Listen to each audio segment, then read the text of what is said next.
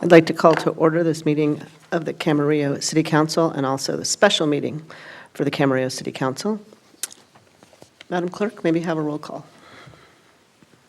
Councilmember Kildee? Here. Councilmember Martinez Bravo? Here. Councilmember Tennyson? Present. Vice Mayor Tremblay? And Mayor Santangelo. I'm here. Thank you. Okay, the purpose for opening is so that we can go into closed session. I'll have the city attorney read the items.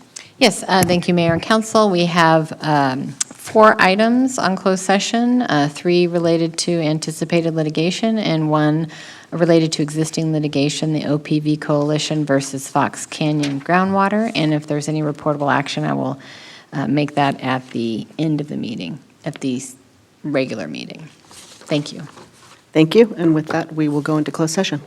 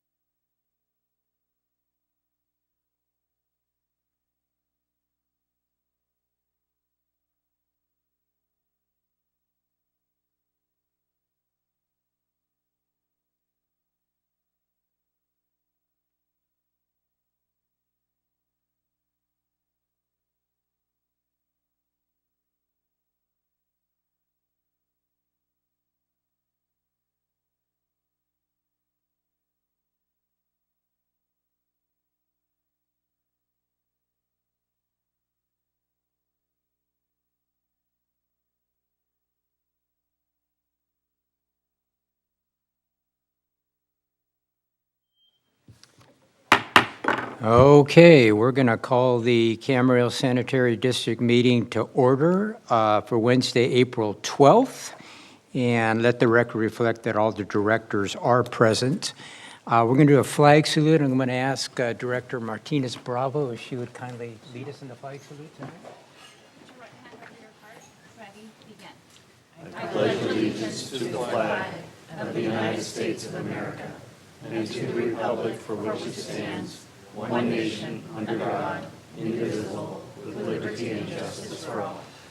Thank you.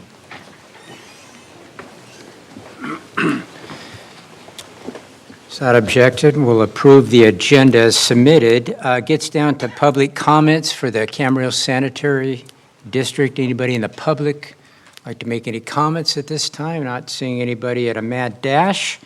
We will move down to consent calendar. Move consent. Second. There's a motion and there's a second. Any further discussion? Hearing none, please vote. That passes unanimously. Okay. We are going to now get down to no discussion items, no public hearing, any oral communications tonight from any directors? None? Okay, so with that, we'll adjourn. And I will reopen the Camarillo City Council meeting. Let the record reflect that all council members are present.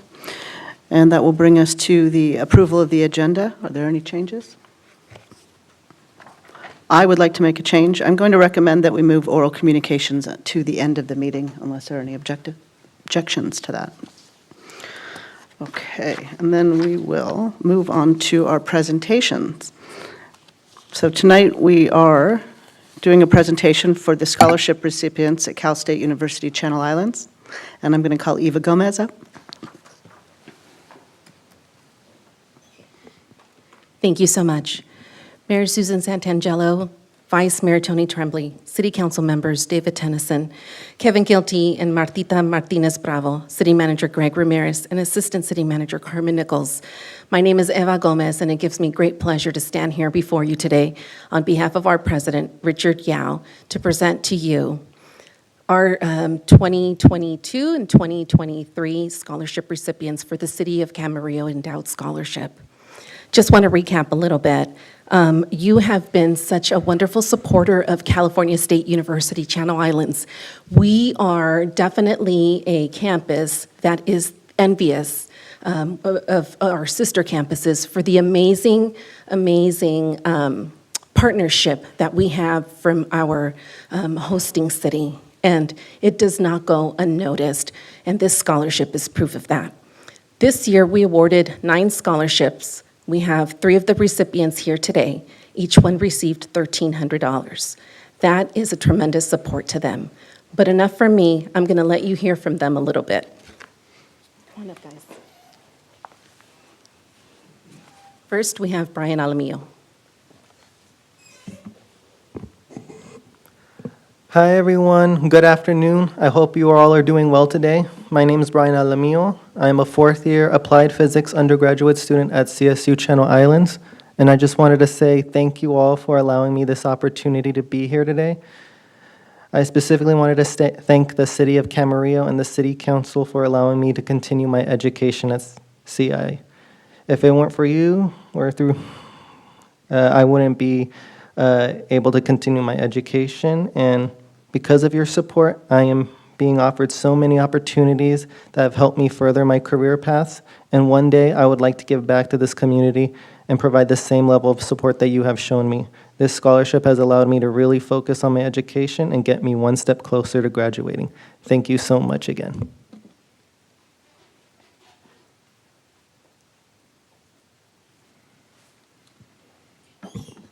Hello, my name is Zachary Drake. I'm a computer science major, and I'm actually graduating next month.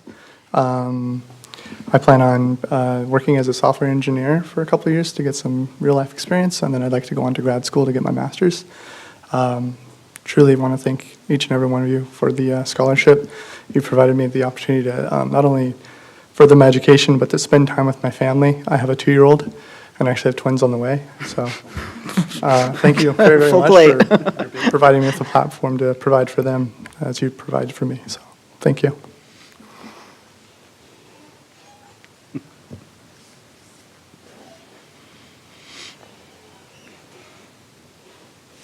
I'm Caitlin Kennitz. I'm majoring in early childhood studies. I'm actually a graduating senior.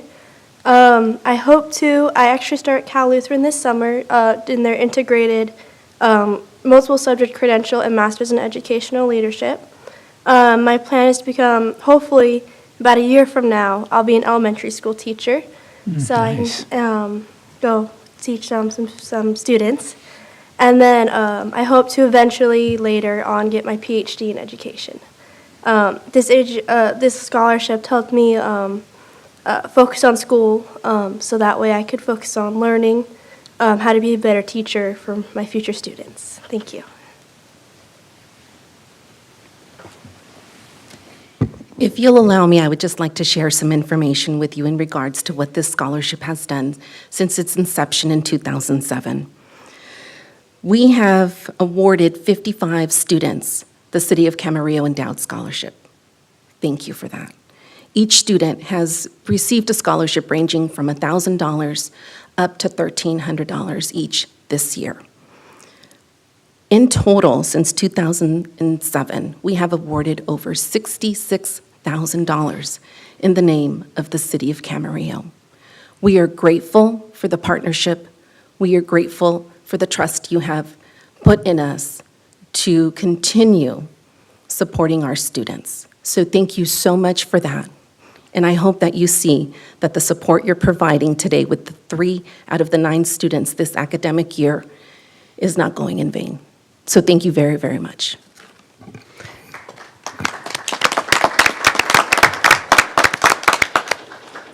Thank you so much. Would the students the scholarship winners like to come up for a picture?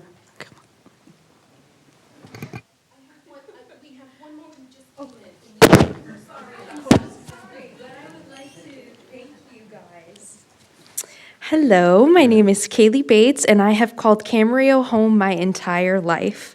I am currently attending California State University Channel Islands as a first-year student in the nursing program to earn my Bachelor's of Science in Nursing.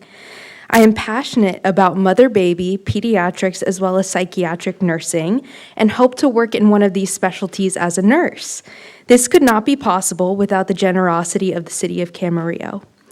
I'm so very grateful and honored to be a recipient of the scholarship, as this scholarship is going to be crucial in propelling me forward successfully in my nursing journey, as I am both a full-time student and an employee part-time.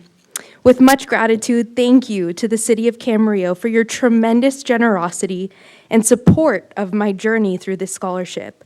I am so grateful for the support of the place that I call home.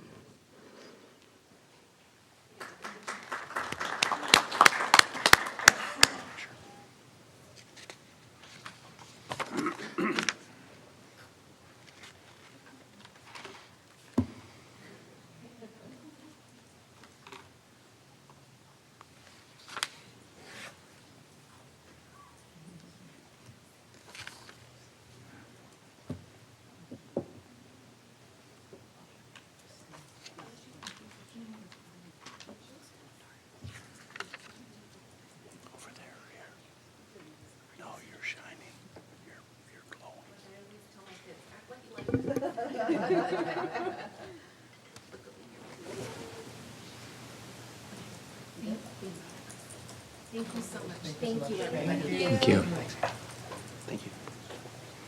Thanks, guys. Good luck.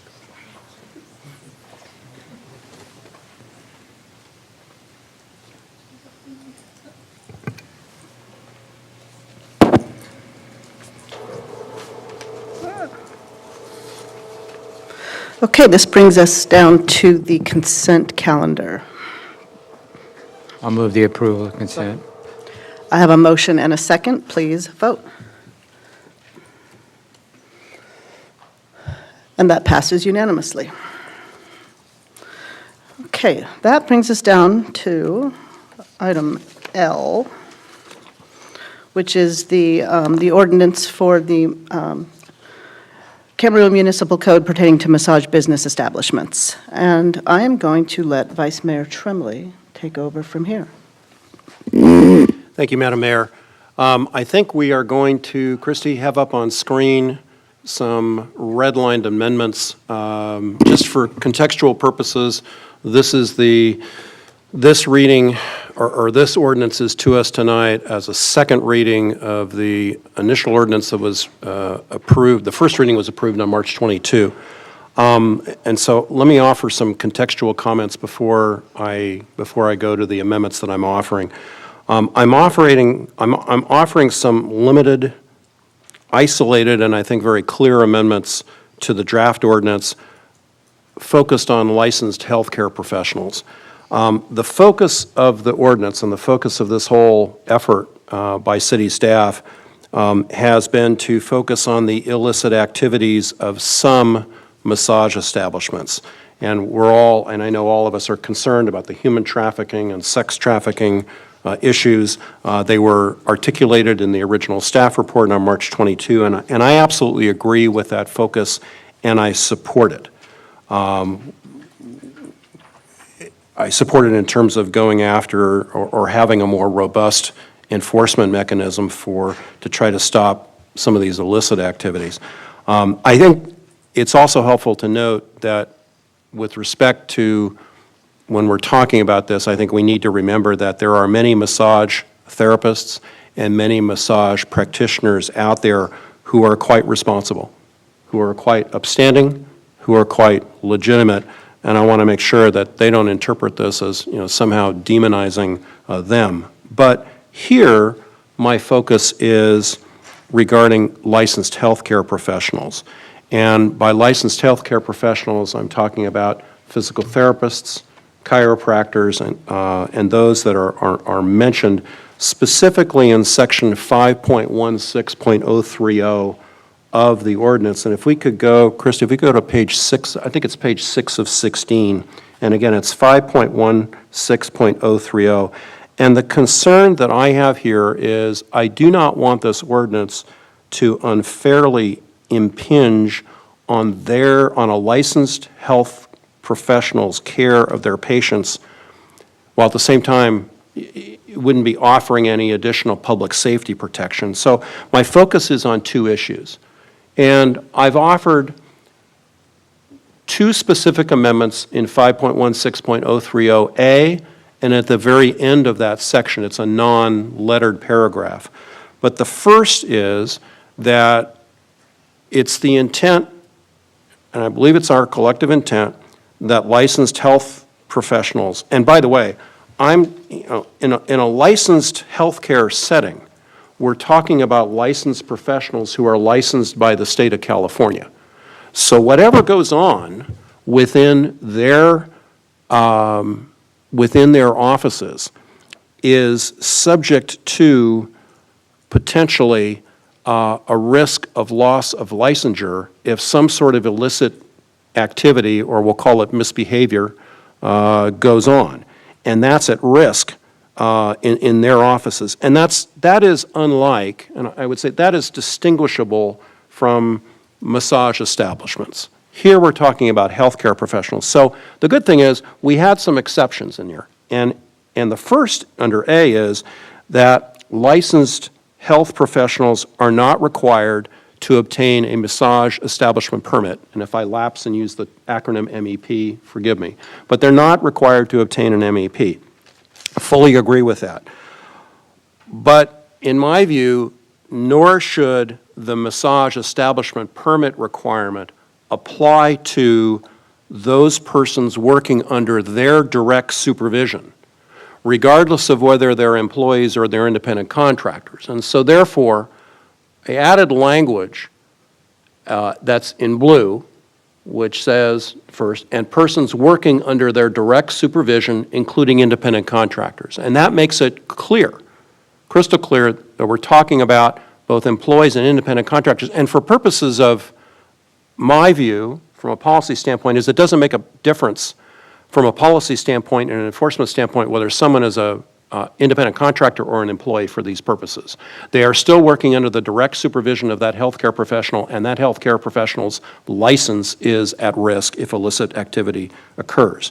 The second sentence there though, is with respect to whether or not such an individual would need a CAMTC certificate.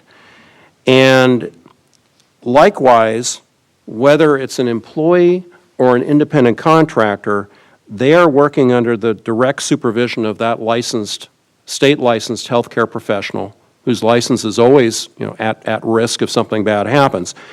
In my opinion, they should not be required to obtain a CAMTC certificate. Why do I say that? First of all, I don't think it's necessary.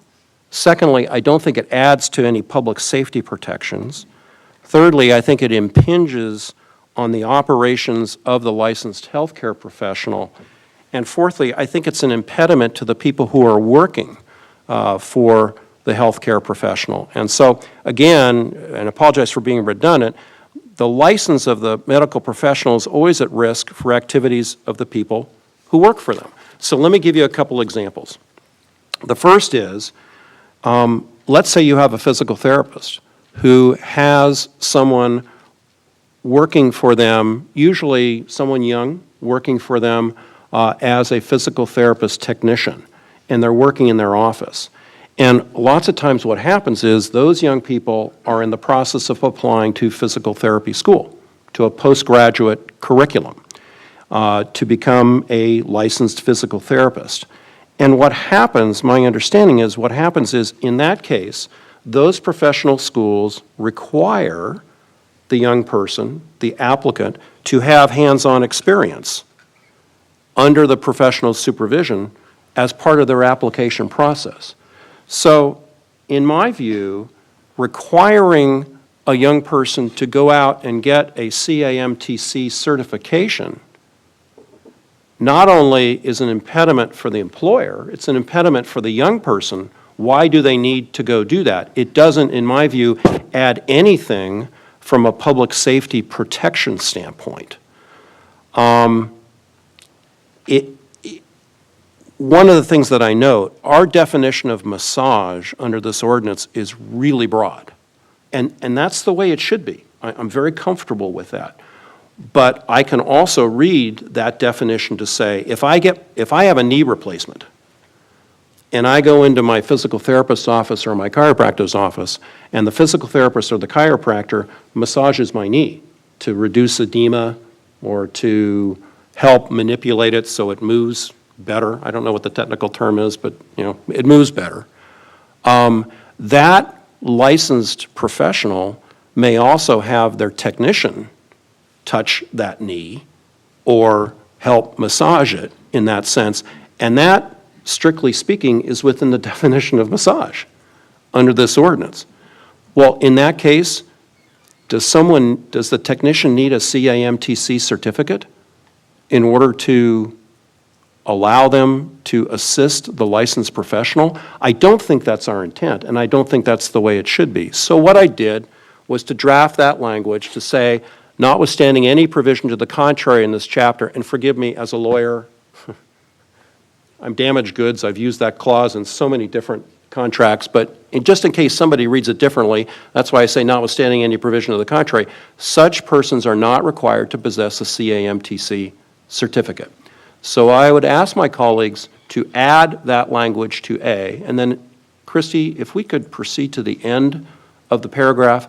I also think that it's not as clear to me as I would like that these exempt licensed professionals that are described, it's not clear enough to me that what we are saying is they're not massage businesses as defined in the ordinance, and they're not massage establishments as defined in the ordinance, and therefore they're not subject to this chapter, which is why I drafted that additional language. In addition to that language, I saw some language which is redlined, and maybe we better go back just for purposes of making sure we're complete. Why don't we go back to page, Christy, could we go back to page 5 of 16? And this is the lawyer and me taking over. I think from a clarity standpoint, if we're going to say each massage therapist, there's a separate definition for massage practitioners. I think we need to add that in order to make that language clear. And then finally, if we could go to page 11 of 16, and it's under the operational requirements, B6, a register of employees. I really had a tough time, it's at the bottom of page 11 of 16, I think. I really had a tough time sledding through that register of employees. Now remember, this is a register of employees. This doesn't apply, I'm not talking about licensed healthcare professionals now, I'm talking about when folks like massage businesses are maintaining a register of employees. I had a really difficult time reading that and trying to figure out, does that apply to employees? Does that apply to independent contractors? And I tried to make it clear that it applies to both, whether they're an employee or an independent contractor, and then just trying to do some cleanup language so that the ordinance doesn't suffer from a lack of clarity if somebody reads it.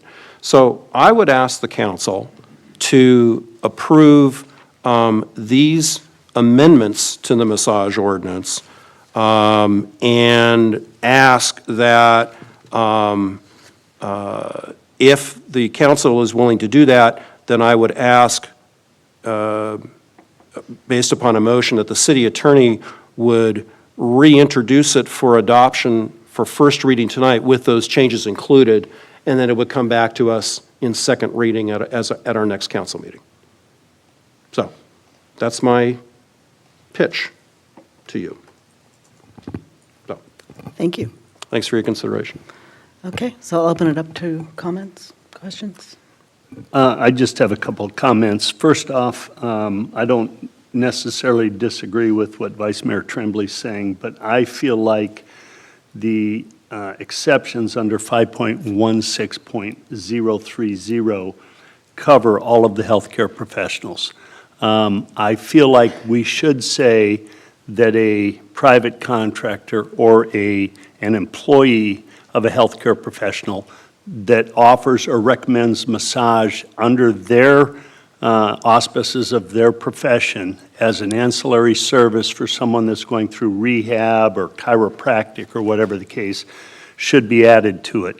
I think that going to the, and I don't mean to use the word extreme, but going to the point that someone that is working for a physical therapist, and I see one in the office that has touched my knees and stuff before, but they have technicians, and I believe the technicians, by definition, are working under the direct care. I've never had a technician at a physical therapy office in Camarillo that's taken me into a private closed room and given me a massage. They're generally at open beds unless you have some part of your anatomy, but they're under the direct supervision of a licensed. Almost all physical therapists now, I believe, have doctorates in physical therapy. That's the only way to become a physical therapist. So I don't think we need to go quite as far as Vice Mayor Tremblay's recommendation is, because I think these technicians are covered under the exceptions. That's my read on it. And going to my background, I'm not a lawyer. I've spent 32 years debating with lawyers as a law enforcement officer, trying to get them to file cases. And one of the things I always look at is the spirit of the law, which is what we are trained from in day one of a law enforcement academy, is you enforce the spirit of the law, not necessarily the letter of the law. And I think the spirit of the law in this ordinance is very, very clear. We're not going after chiropractors, doctors, surgeons, physical therapists.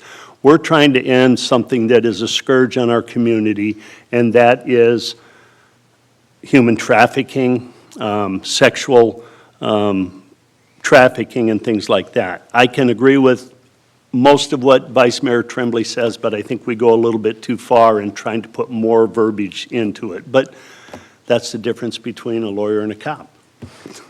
Madam Mayor. Thank you. Madam Mayor, can I Yeah, that's the difference between a lawyer and a cop. And you know, very, very respectfully, Councilmember Tennyson, no, I hear exactly what you're saying. The difficulty that I have is that the way that the language is drafted, and this is not intended as any critique of staff or city attorney who have done, you know, an awful lot of work on this, is I interpret that as focused on the licensed healthcare professional, and that's it. It doesn't say anything, either under A or B in that section, about employees or independent contractors or basically technicians who are working for them under their license. And that's why I want some clarity to this. And so that's why I don't think it goes too far. I think it actually helps clarify what we mean. It helps clarify the spirit of that ordinance. And since I'm trained to look at ordinances literally, that's the perspective that I have. I think it actually helps us. And just to add to that, I don't disagree with adding a blurb that says an employee or a private contractor working under the direct supervision of one of these things. I just think all of the other amendments become unnecessary at that point. So if 15.16.3030 were changed to cover an employee or a private contractor working specifically for one of these healthcare officials, then I think you and I both would have the ordinance we could agree on. I'm done. Mr. Tremblay. Well, I tried to draft language that would do that. So at the risk of, maybe it was inelegantly stated or not as well articulated, but certainly when it says, and persons working under their direct supervision, including independent contractors, that gets to I think the nub of what you're after, Councilmember Tennyson. The other sentence is with respect to the CAMTC certificate issue. So you have two segregable issues, but they're intertwined. Okay. I think, I don't disagree. I don't think a technician, and I don't think it's an expectation, a technician or an employee that works for one of these healthcare professionals that's doing ancillary services that a Mr. George Erb provides to his patients or whatever, that's working under his direction, that's doing a knee massage or shoulder massage as part of physical therapy. I don't think their title or their job is a massage therapist. I think if a physical therapist employs someone whose primary job is 100% massage therapy, I think they should have the CAMTC. But if he has someone that's, rubbing my shoulder and putting the ice compresses and he likes using electricity and trying to make you jerk, and they're doing that kind of stuff, and they're doing some of the definitions under massage, that's not a massage therapist, and I don't think they should be required. But if he employs someone that does nothing but massage therapy, then I believe they should have the CAMTC. So I think we're in agreement. It depends upon what the physical therapist hires the person for versus, a technician and things like that. Their job is not massage therapy, so they're not licensed as a massage therapist. But if, and I'm going to point out Mr. Erb again, if he hires a massage therapist that's not licensed, then Mr. Erb, make sure they get a CAMTC if their job is massage therapy. And that's what we want. So I think we agree, mostly. Mostly, not totally. So if I may, under our definitions in our proposed ordinance, we have employee is already defined as including independent contractors. So I don't see the need to continue to add that language throughout. It is section 5.16010 in definitions, page 2. Employee, in quotes, includes independent contractors. My priority for today is, and maybe that differs with somebody with a psychology background, right? Who are we centering with this ordinance? We are centering our community. We are centering victims who are victims of human trafficking, and it's also important to note, like, this is a law enforcement issue, a public safety issue. So my priority really is to pass this ordinance as it is. I don't think there is such a thing as a perfect policy or perfect ordinance, but I would definitely be willing to look at staff maybe in a couple of months or so and get feedback and see if we can amend it or change anything to it to make it even stronger. Maybe more issues will be coming up. To tell you the truth, I did not know much about human trafficking when I first read this ordinance, and because of that, I took it upon myself to try to learn more about what is happening in the city of Camarillo and throughout our county.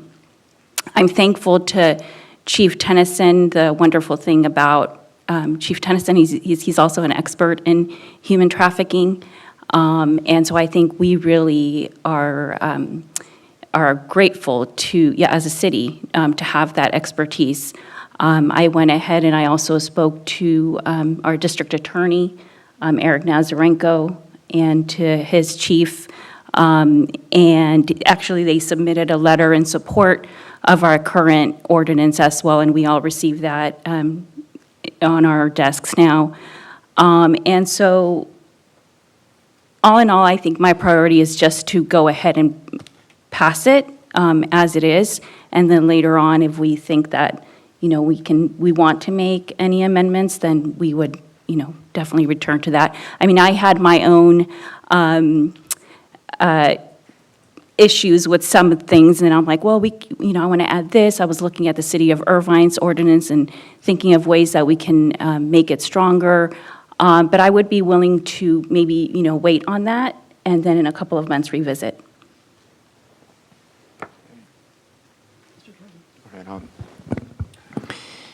So let's see, I think we've heard from an attorney, and we've heard from an individual with law enforcement background, and we've heard from a psychologist, so now you're going to hear from a pant salesman.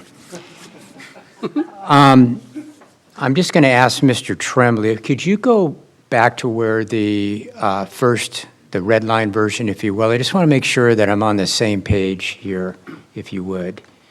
And I don't mean to single you out just because you've asked for the amendments. Just want to ask you a couple of questions, just try to help clarify myself, if you would. So, well, first of all, I think we're all up here to try to, if not eradicate, try to really limit illicit operations. I think that's a fair statement. Agreed. Is that a fair statement there? And with this one amendment that you're proposing, persons working under, and I'm just trying to figure it out myself is all, persons working under the direct supervision, including independent contractors, notwithstanding any provision to the contrary in this chapter, such persons are not required to possess the CAMTC certificate.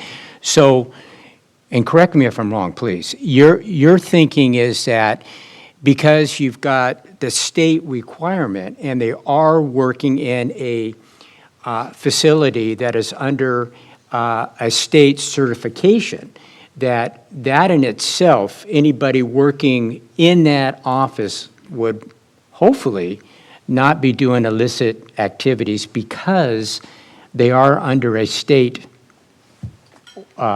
and the threat of losing that would be so great that it most likely wouldn't happen. Is that somewhat fair? Absolutely correct. My amendments are really focused only on the licensed healthcare professionals. And if anything illicit it's not on the, massage establishments that are out there. It's focused on these licensed healthcare professionals. And if anything illicit occurs in their offices, their license is at risk. No ifs, ands, or buts about it. And that's what I'm focused on. I want to make sure that while I think I can speak safely for everybody up here wants to reduce, minimize, or try to prevent human trafficking and sex trafficking. It's disgusting. At the same time, we're dealing with a broad community here, including businesses of licensed healthcare professionals. And I don't want this to be an anti-business or an impediment to those licensed healthcare professionals who are trying to provide their healthcare to their patients. And I don't want it to be an impediment for their employees.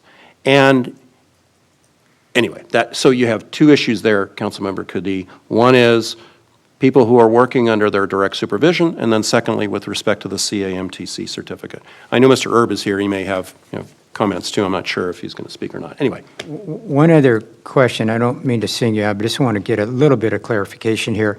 Is it the cost of the CAMTC certificate, or is it just the fact that, look, they're working under professionals and they really? Well, I think, first of all, I think it could be the cost. It could be the burden on a 22-year-old or a 21-year-old who's applying for postgraduate program now to have to go under an entire CAMTC certificate. It's a burden on the business owner who, in this narrow case, is the licensed healthcare professional who's going to have to go out and find people that have the CAMTC certificate when it's not really, in my personal opinion, necessary because, again, they're acting under their own license. And finally, and here's maybe the most important thing, it doesn't add any public safety aspect to what we're trying to accomplish.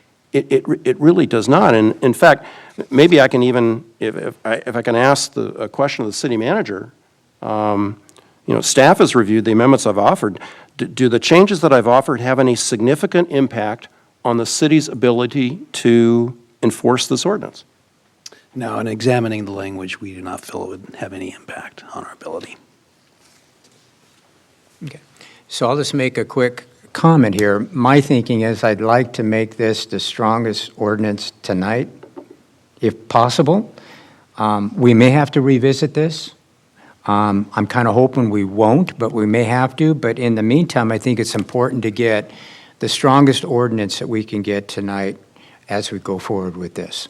So those are my comments. I'm going to make some comments of my own. I am a nurse, so I do have a license, and I can't practice massage therapy because I don't have a I don't have that certification. I'm not a massage therapist. Can I work out somebody's cramp in their leg if they're a patient in the hospital? Sure, but that's not massage therapy. And as I'm listening to this discussion, it seems to me that we could clarify all of this by having a better definition of what we're talking about. If the definition is if this is too large of a definition, I think this ordinance could be improved by looking at the definition. I have also been to chiropractors who have massage therapists who are working in their practice as massage therapists. As I read this, then they wouldn't have to be licensed if they're working under their chiropractor, or they wouldn't have to have the certification. They wouldn't have to have a CAMTC certification. Right, but they're practicing massage therapy. So for me, the ordinance should go with what's being practiced, not with whether you're an independent contractor or you're working under a doctor or a chiropractor. If you're practicing massage therapy, you're making appointments, you're booking appointments for people to come in for 50 to 55 minutes for an hour. That's massage therapy. Practicing massage techniques while you're in physical therapy is not massage therapy. It is a technique of physical therapy. And I know it sounds like we're splitting hairs, but I'm not comfortable with knowing that there can be chiropractor or physician offices that have massage therapists that are working in their offices that don't have to have certification. That's a problem for me. I think my response to that would be then that, number one, there may well be those individuals who have already worked, for example, for a physician or a chiropractor or a physical therapist for years who meet our definition of massage. I mean, our definition of massage is broad enough in this ordinance that if I bring my 2-year-old grandson to get a shot in his arm, and the nurses and the shot is administered, and the nurse's aide rubs his arm to comfort him, that's a massage as defined. And that's silly. We don't want to. I mean, that's silly, right? That's a silly example. But that's the way that this language has come to us. I have to deal with the way that this language has come to us. The second thing is there may well be people out there who are operating under the direct supervision of a physical therapist or a chiropractor who do massage. Why would we, at this point, come back and say to them, and they may have been doing it for years, why would we, at this point, come back and say to them, you have to do a CAMTC certificate?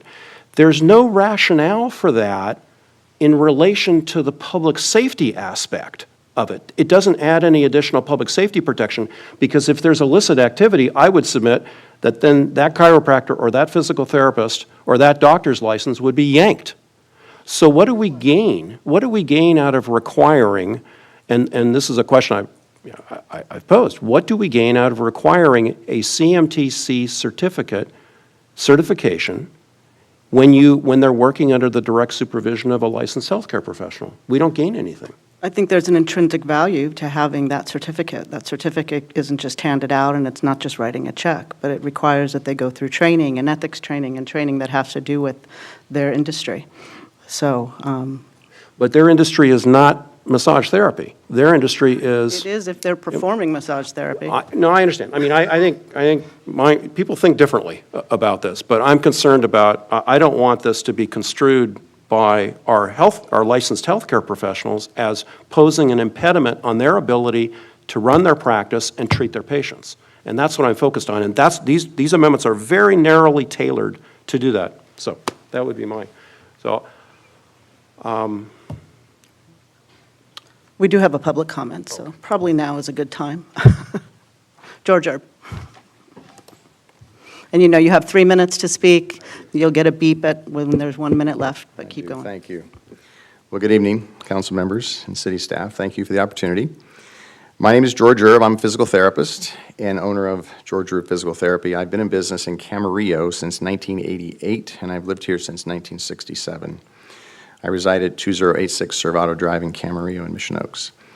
I'm here tonight to help provide some insight on the proposed ordinance relating to massage services in Camarillo as it pertains to healthcare companies such as mine. I support the amendment to create a massage establishment permit for any entity that is providing massage services to the public, provided that healthcare companies are exempted, and I encourage the council to ratify language that not only assures such an exemption, but which specifically and separately also exempts individuals who work for that healthcare company as care extenders. And what I've seen, my remarks are based on my original reading of this from the March 22nd meeting. What I see up here, I think, is spot on exactly what we need. Without such an exemption for the employees of companies like mine, the adverse effects would be unwittingly overburdening to potential employees that currently work for me, and also for the potential new employee who decides that they do not want to get such a certification based on the massage definition that's in your ordinance. This would be an unnecessary burden because such workers are trained by my company as part of their work experience that makes them eligible for physical therapy school application in the first place. And these individuals are already in college taking prerequisite courses and don't have the time and likely don't have the money, along with their course studies, to submit themselves to that. They are continuously under the supervision of a licensed therapist while working with patients. The potential impact on finding and retaining healthcare workers would be made even more difficult for me as an owner, more than it's been over the last few years. I don't know where all the employees have gone. Just to add support to the current amendment Mr. Tremblay has offered, there is sufficient regulation by all the medical boards, and mine is the Physical Therapy Board of California. In short, this ordinance seeks to address illicit activity at massage establishments. It should not be applied in any manner to a healthcare company, as we are not the problem and neither are our employees. We are already regulated by various medical boards, and by extension, my employees are therefore regulated by them as well. And you should also know that they are covered under my professional liability insurance. So I think it's important for the council to identify where the illicit activities are coming from, and they're not from healthcare companies. And I really encourage you to provide language, as I've seen in Mr. Tremblay's edits, that my employees would be exempt from this as well. And I'm certainly available to answer any questions you might have, and I thank you for the opportunity to speak to you. Mr. Erb, just out of curiosity, do you have any employees that book massages We do not. on the hourly? We do not. Yeah. So you're talking about massage therapy that's done in the course of physical therapy treatment?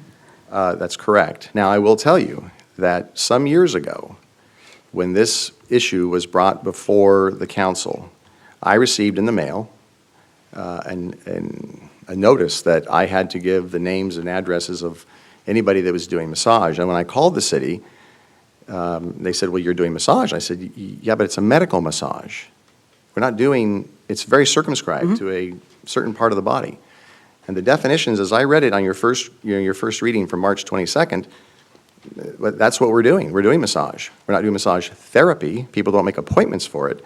So as long as the city's not going to call me and say, hey, you know, I was just there. I got a massage on my low back for my low back strain, or you massaged my total knee replacement to reduce edema, then I'm fine with that. I think the edits that I'm reading there in blue cover everything. I just think it makes it very simple.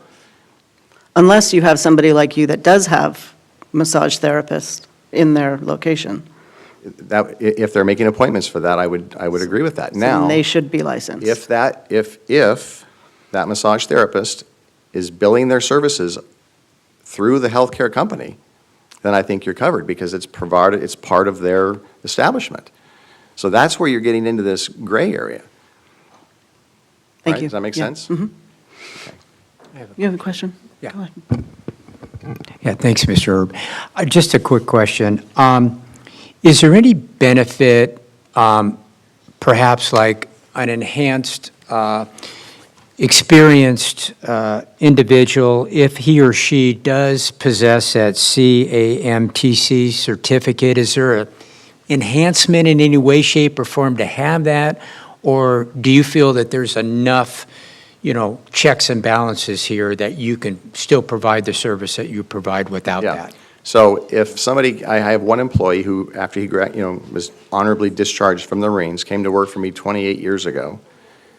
He had a massage therapy designation because he was going to go out and do massage therapy. He ended up not doing that, and he came to work for me, and he's worked for me for years. He provides an excellent service for the circumscribed massage that we're talking about. He doesn't book appointments in my office. Would it be great if every person that comes to work in a therapy office or a chiropractor's office did that? Sure. But that's an impediment to what they're trying to do in going on to be a physical therapist or a chiropractor. I don't think anybody's going to do that. And that's my worry, is that the 22-year-old college student who wants to become a physical therapist is not going to, right now they come in, they work for me, we train them, it's part of their work experience. They got hands-on experience, and then they apply to whatever, it could be nursing school they apply to. Okay. I don't know if that answers your It question, does. but. It does. Yeah. Yeah, thank you. Okay. Thank you very much. Thank you. What's the will of the council? I guess, Seem to be, Madam Mayor, thanks for the chance to, and thank you to my colleagues for the chance to talk about this and discuss this. What I would do is, what I will move that the council approve these amendments to the draft that was the first reading draft and ask the city attorney to read them into the record, if she believes that they can be successfully done so, treat this amended version as the first reading tonight, and then come back with a second reading at the next council meeting. And that would be my motion. Is that clear enough for city attorney's purposes? I'll second that motion specifically because I'd like to really see if we can get the strongest ordinance tonight with potentially not having to revisit it with the potential that we always could in the future. okay, we have a motion and a second.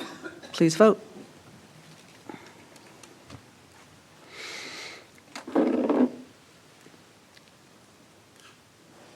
Okay, that passes 4-1.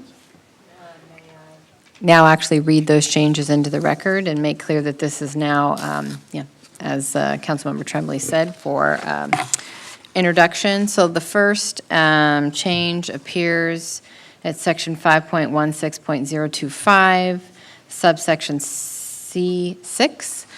There is an addition where it states we're going to be inserting after the term each massage therapist, we're going to be adding or massage practitioner. Next, we go to section 5.16.030A, and added on to the end of that paragraph, it now will state, and persons working under their direct supervision, including independent contractors, period. Notwithstanding any provision to the contrary in this chapter, comma, such persons are not required to possess a CAMTC certificate, period. At the end of that same section, but this will be unlettered, it will state the exempt facilities described in this section 5.16.030 are not massage businesses or establishments subject to this chapter.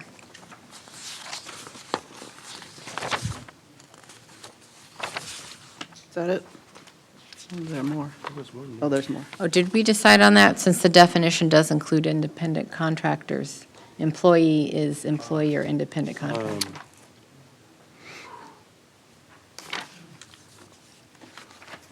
Good point. It's already stated in the definition, which is what I Yeah. indicated. Okay, so, yeah, I'm on. Can you do a sub- I guess procedurally, and thank you for pointing that out, Councilmember, I mean, procedurally, I'd be willing to divest that portion, that particular amendment, but I know our motion that we voted on was based on that amendment being included. So procedurally, Ms. Do the Richmond, what would friendly- you like me to do? Maybe that she could, if Councilmember Bravo could make a friendly amendment to, oh no, we've already voted on it. You could just make a motion to clarify that we will not make the changes in subsection. Okay, so let me see if I can articulate this. Then we would not make the additional changes in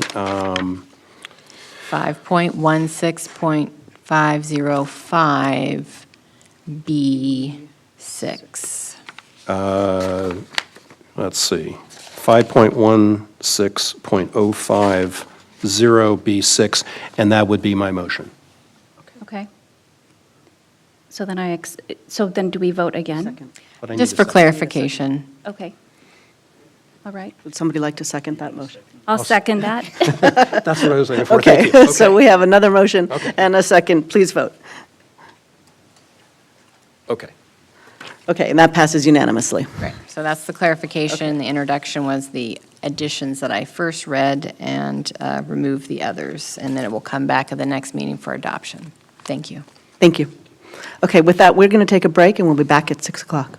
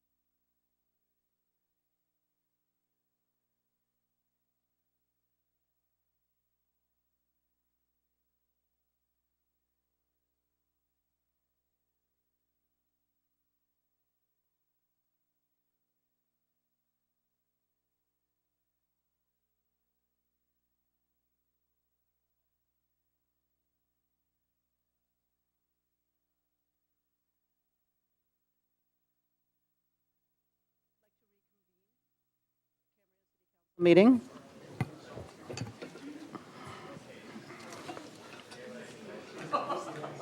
If you could all please find your seats. Thank you. We're going to continue with our meeting. This brings us to item M, which is the action plan for CDBG program.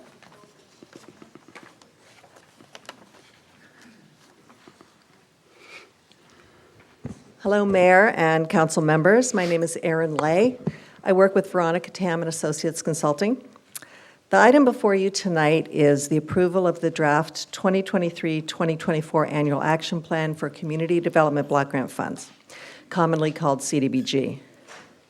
The city received an allocation of $332,793 in CDBG funds for entitlement for 2023 to 2024.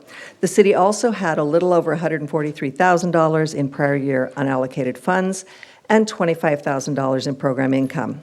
This brings the total available for allocation in 2023-2024 to just over $500,000. All of CDBG funds must be used to benefit low and moderate income families and households in Camarillo. The steps in the development of the annual action plan to date have included several meetings with local nonprofit providers to gather information on the needs of the low and moderate income community. Those agencies were also informed of the opportunity to apply for funds in 2023-2024, and preliminary recommendations for funding were brought to the City Council on March 8th. A notice was published informing the public that the draft annual action plan was available for public comment for 30 days, and that the City Council would be considering the approval of the draft annual action plan in this public hearing. There are certain limits in the way CDBG funds can be spent. Up to 20% can be used for administration, and up to 15% can be used for public services, which you could think of as social services. The remaining 65% must be used for capital projects, bricks and mortar projects. Staff are recommending using the administration funds for the overall management of the program, as well as a contract with the Housing Rights Center to provide fair housing services. Using the public service funds for contracts with 6 local serving nonprofits to provide social services, and using the remaining funds for a contract with Habitat for Humanity to provide residential rehabilitation services, and funding the city's affordable housing property acquisition program. The recommended action before you today is to adopt a resolution approving the draft 2023-2024 Annual Action Plan for submission to HUD. This concludes my presentation, and I'm available for any questions you might have. Do we have any questions? Mr. Kildee? Yes. Correct me if I'm wrong, but we had I don't want to call it a surplus, so we had some unspent funds from the previous years. How many times can you roll that over?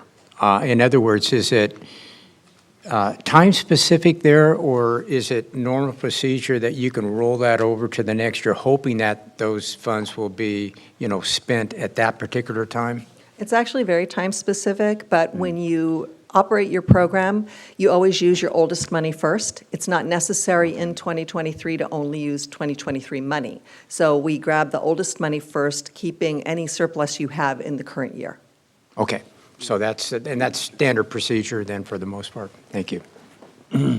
Any other questions? Okay. This is a public hearing, so I will open the public hearing. This is the time to speak on this item. Would anybody like to speak? Seeing nobody come forward, I will close the public hearing. And I will bring it back to the council. Comments? Move approval. Okay, we have a motion and a second. Please vote. And that passes unanimously. Okay. Now we're going to move to general public comments. This is the time for comments for items that are not on the agenda. So far, I have one public comment card. Erin Cardenas?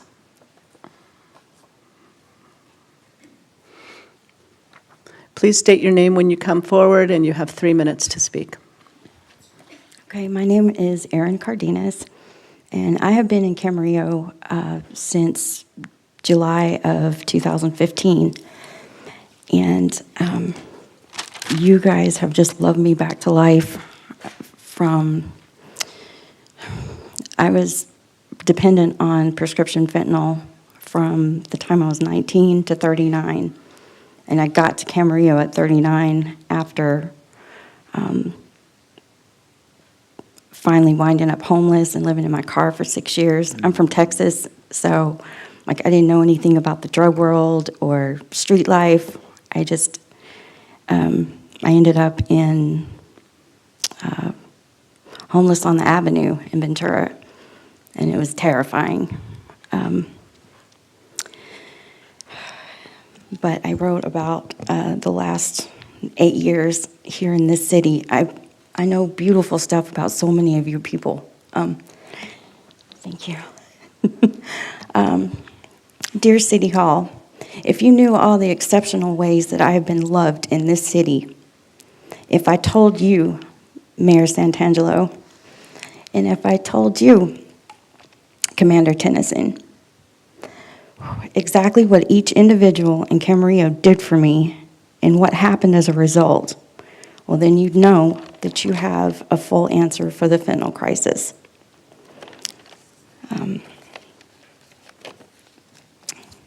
I am living proof of love, healing everything. I know beautiful things about the following staff members from Ventura County Behavioral Health and Caneo Adult Clinic. Kira Hidalgo, Kimberly Bullard, Evelyn Garbin, Harmony Herzog, Sarah Olson, Marlene Spindle, Karen Baker, Jeffrey Delabosque, Dr. O'Sullivan, Dr. Accra, and Alice.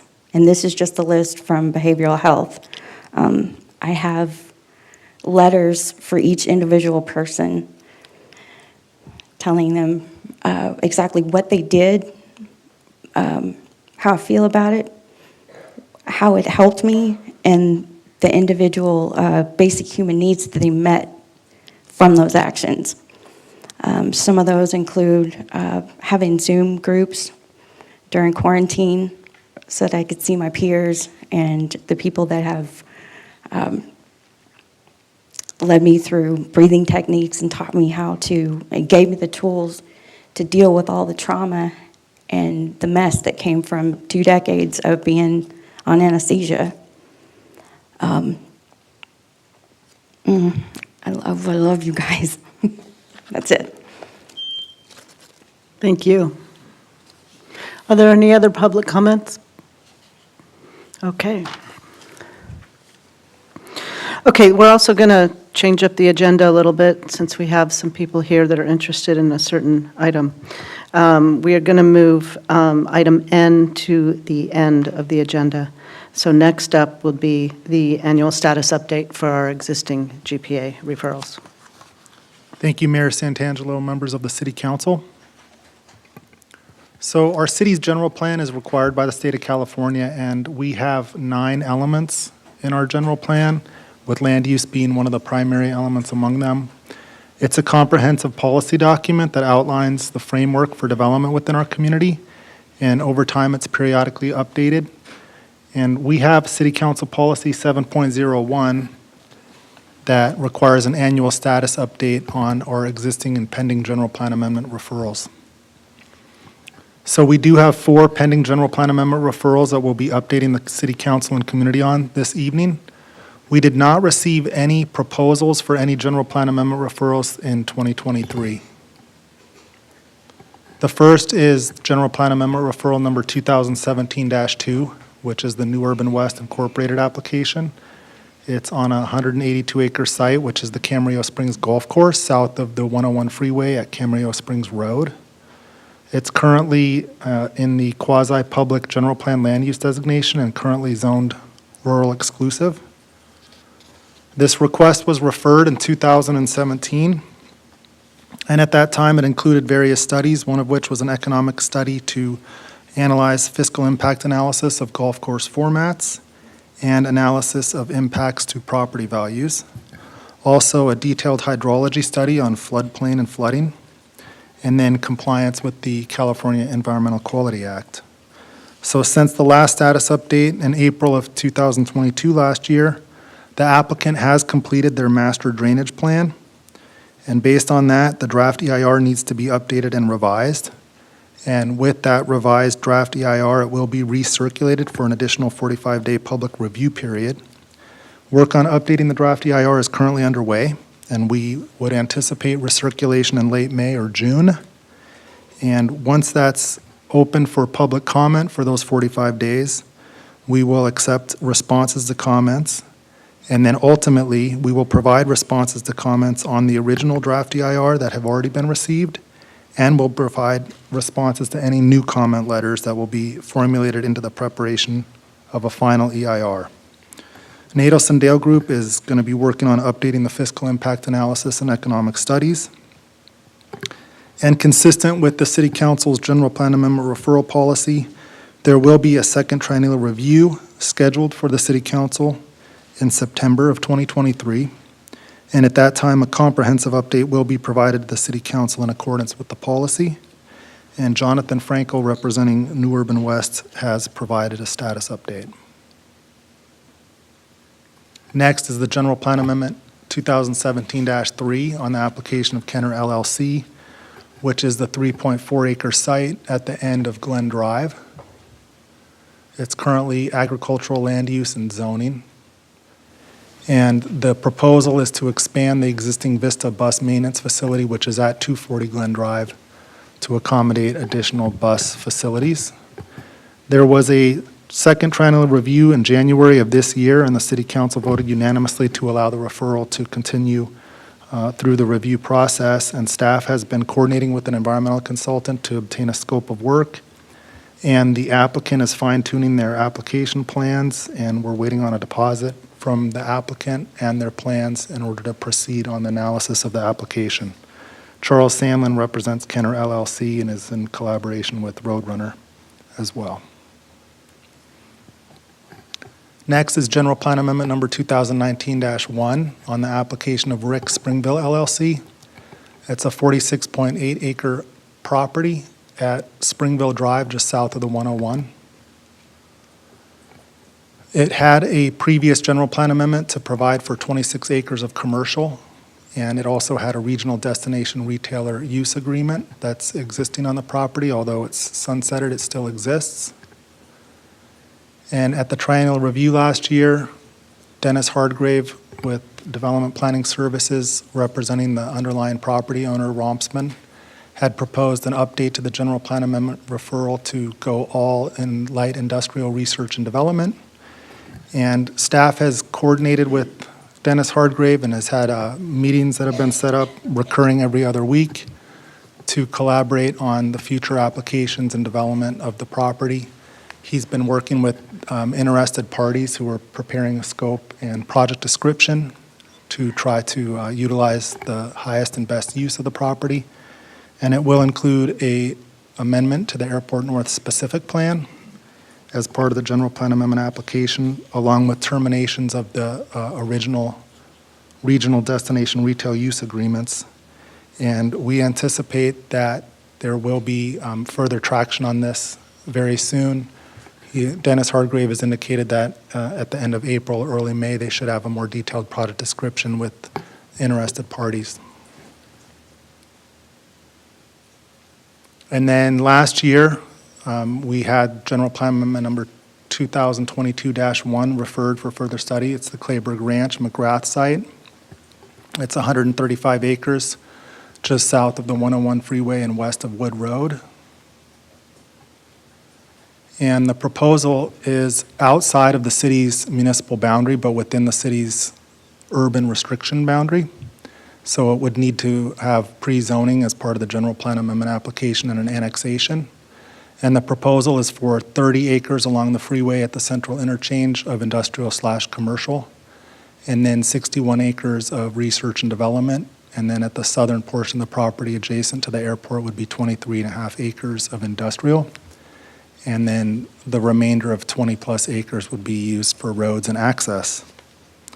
So this project is also being facilitated by Dennis Hardgrave with the Development Planning Services. And he's been working with the underlying property owners and the McGrath family to also create a project description and scope. As part of the application and referral, an economic study would be completed as part of the analysis with the general plan amendment and the CEQA review as this project progresses forward. So that concludes our annual status update, and the recommendation is to receive and file this information. Thank you. Do we have presentations from any developers? No. No? Okay. All right. Do we have any questions for the council? Okay. So I'm going to open this up to public comment and collect the cards. Okay, so this is a pretty thick pile, so we have a lot of public comments tonight. I'm going to remind everybody of the rules. 3 minutes each. When you come, please state your name, make sure you move the mic so we can hear you. And when the beep goes, you'll have 1 minute, and then when it turns red, then your time is up. Okay, I'm going to call these up in the order that I've received them. The first speaker is Brian Morris.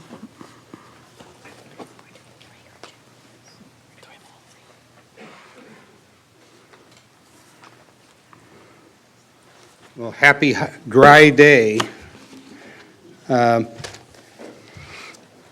You all have booklets, so I'm sure that you found them and so on. So you can follow through because there's photos in there which basically make the point. In the introduction, the opposed Camarillo Springs building team would like to congratulate council members Martinez Bravo, Susan Santangelo, and David Tennyson on their election victories, and we look forward to your direction in the Camarillo matters. We're here tonight to summarize our plan by ourselves and in person. It was our original intent not to attend this review meeting, as without the forthcoming second draft EIR, we'd just be covering old ground. We felt our membership should not be called into a city council meeting just for optics and without purpose. So we have a small committee to help review 2017-2. Ron Richards knowingly bought a golf course zoned quasi-public land or rural exclusive residential, where essentially there's just a few homes per acre, with the intention of bullying the Camarillo City Council into changing the zoning to low, medium density residential, meaning residential homes. He threatened the city he closed the golf course if he didn't get the permission to build. 9 months later, the city opened Project GPA 2017-2 on behalf of Ron Richards and New Urban West, a conversion of, I see 31, but originally I thought it was 39 golf course acres to 248 homes, while scraping off the golf course. 6 years later, we're here again asking the City Council to deny approval of the zoning change and thus put an end to Mr. Richards and New Urban West housing scheme. The GPA should be denied on the face of its weaknesses and the liability it poses to the taxpayers of the city of Camarillo. Richards bought a beautiful, functioning golf course cheap. Run it or sell it, Mr. Richards. Either way, we don't want your homes. Oppose has researched and studied the New Urban West plans, the history of Ron Richards and New Urban West's close collaboration, sought independent engineers and geologists, contacted environmental protectorates, insurance specialists, and of course, the Camarillo Springs homeowners, who for the most part have good common sense. Please listen to the informed and good common sense of our committee. Thank you. Your time Much is up. to learn. Thank you. Thank you. Okay, next is Max Fowler, and after Max will be Laura Sullivan, so you can be ready. Good evening. My name is Max Fowler. I live on Isabel Avenue in Camarillo Springs Country Club Village. And currently, the city of Camarillo has 250 acres of recreational space, which is only 72% of the 350 acres the general plan calls for. taking away the 63 acres of Camarillo Springs golf space for new homes reduces our shortfall to 52%. The 12-hole replacement course will never be built, so the net loss is even more. Why? It's not funded. Few people want to play a 12-hole golf course, myself included, as an avid golfer. The land use is faulty. Future homes are planned for that space. By denying the zoning change for all the obvious reasons, the owner will decide to, one, continue operating the course as it's surely making money, sell the course and make a profit on the $4.2 million investment, close the course to punish the community. The advisory committee says oppose has no plan. Options 1, 2, and 3 are all our plan. We hope to preserve 18-hole golf in Camarillo Springs and increase our recreation space in Camarillo. All can be achieved by simply telling Mr. Richards no. If he should choose to close the course and turn the land fallow, so be it. A recent in-person survey of CCV Fairway homeowners revealed over 75% reject the Richards Newey plan. I'm one of them. They do not want any more homes built, and if that means the golf course shut down and turning into open land, they will accept that. As Fairway homeowners are most damaged by GPA 2017-2, what would be the reject numbers for the entire community? Our money is on an even higher rejection percentage. Thank you. Thank you. And Laura Sullivan, and then after Laura will be Bob Levine. Good evening, Mayor and council members. My name is Laura Sullivan. I live on the golf course as well, and it's just really disappointing what's been going on these past, 6 years. But depending on where you live in Camarillo Springs, flood control can be a big concern or maybe not a huge concern, depending on your individual property. However, if the Newey plan fails, it's the entire city's concern. A breach in the dikes and elevated pads or plugging of underground drainage pipes and the untested flapper gate will indeed flood the CCV homes. Insurance won't pay, the new HOA won't pay, so who's left to pay? Who approved the plan? As in the 2014 mudslides in the Springs HOA, the city paid millions to repair, plus $150,000 per year to maintain the mountain. Why? Because they originally approved the housing below the mountain. And by the way, who's going to pay for the maintenance? Yes, we taxpayers will pay for that. On April 13th of last year, Councilmember Tremblay asked the right flood control questions of the consultant who was reviewing the last flood control plan. The answers exposed the Newey flood control plan for what it was, a big disaster. Again, the city gave Newey another chance to correct their failures with a corrected flood control plan. That has now prompted a new draft environmental impact report to be released this summer, as Newey had ignored 80 questions from the first DEIR. Those of us who have lived here for many years know that rain sometimes comes and sometimes doesn't come in large amounts, but when it does come, you need to get out of the way. There's no telling when the flooding is going to occur again in Camarillo Springs. Thank you. Thank you. Bob Levine? And then after Bob will be Ken Simon. Thank you. Good evening. My name is Robert Levine. I live at 21 Margarita in Camarillo Springs. And in particular, Camarillo Springs is built in the middle of a geological bowl. This is very dangerous when fires or floods occur. Recently, in 2013, the Springs fire wrapped around our bowl and continued burning all the way to the sea. The following year, Heavy rains poured into the bowl and filled 12 homes with mud and rock. In both years, they happened so fast, any evacuations went unheard. In 2018, another fire threatened our homes. I think that was Thomas Fire in Camarillo Springs, was evacuated for 5 days.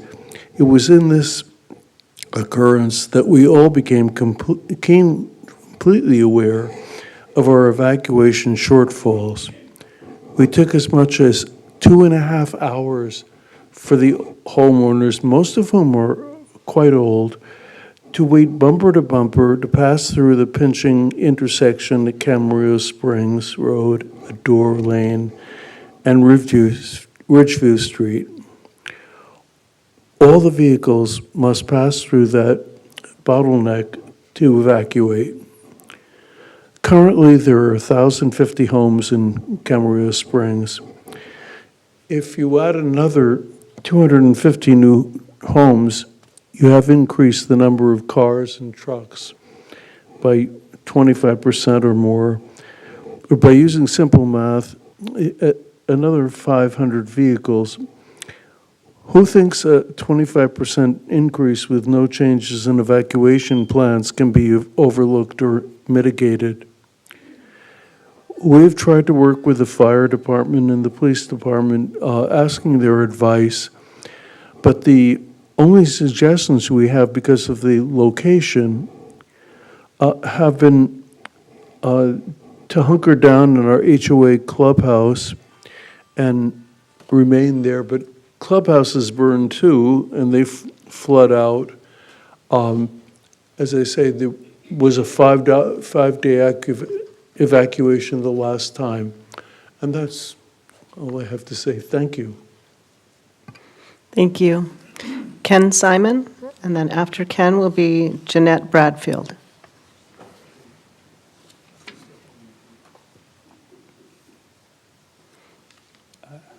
Good evening, council members, and welcome new member Martinez Bravo of District 5. We look forward to your fresh perspective on this matter regarding Camarillo Springs Golf Course. My name is Ken Simon. I'm here today as a concerned Camarillo Springs resident, where my home overlooks the leaking oil area situated along hole number 12 on the course.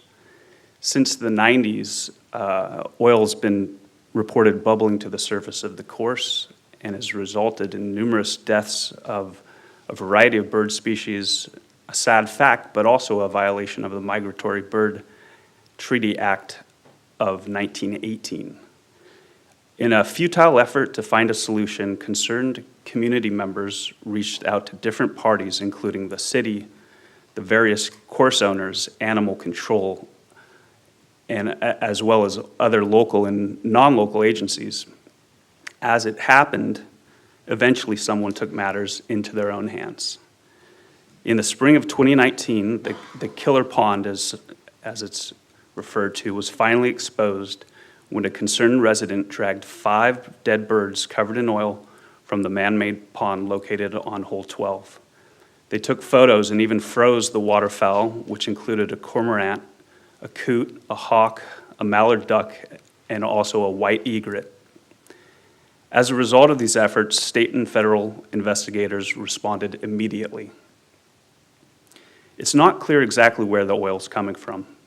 Maybe a former well, but what's known for sure is the golf course lies on top of a 100-year-old former Conejo oil field.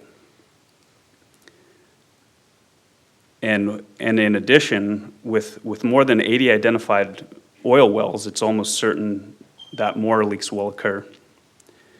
If the developers plan to sell the property is realized, then the moment the zoning change is approved, it's expected a newly formed HOA will pay for the oil and other maintenance issues. Myself and members of the opposed group are worried that local taxpayers will foot the bill. Thank you for your time tonight, and I hope the council will continue to take the voices of concerned community members into consideration with regard to the planned Camarillo Springs development. Thank you. Okay, Jeanette Bradfield, and then after her will be Debbie Garrison.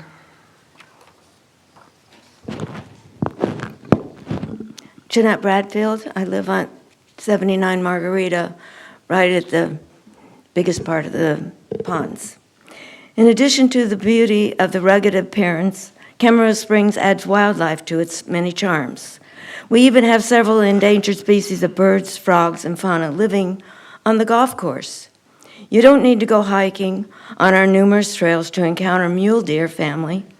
They're right outside our homes, grazing on your flowers.